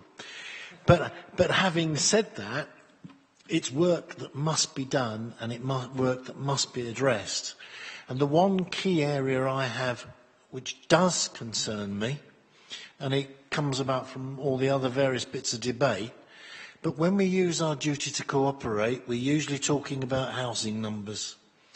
I'd like to think that there's a lot more duty to cooperate with our other local neighbours vis-à-vis gypsy and traveller allocations, because quite frankly, Maidstone has become the magnet, and in essence, my ward and a couple around me are even more of a magnet, and we actually do have a number of community issues as a result of it, and that is going to hurt my community, and I certainly hope it doesn't affect too many others. Thank you, Councillor Round. There are some possible approaches, but as you said, we need to get on with it, and in particular look at how we can tilt the balance in some of these decisions. Thank you for a very interesting discussion. In closing, just a couple of one chairman's remark, basically. A lot of members have made comments on, shall we say, training issues, quite rightly, I think, in some ways. We will be having a discussion on that in November. If you have concerns about those, please bring those to that meeting, because we will be discussing those issues. And I would hope that we could go forward with some modest changes, but which would, shall we say, deal with the issue that we're repeating certain things far too often and not doing other things. So hopefully we'll have a discussion which will clearly ask, so if members can sort of leave it till the first meeting in November rather than and give it some considered thought themselves and within their group as to how they want to go forward on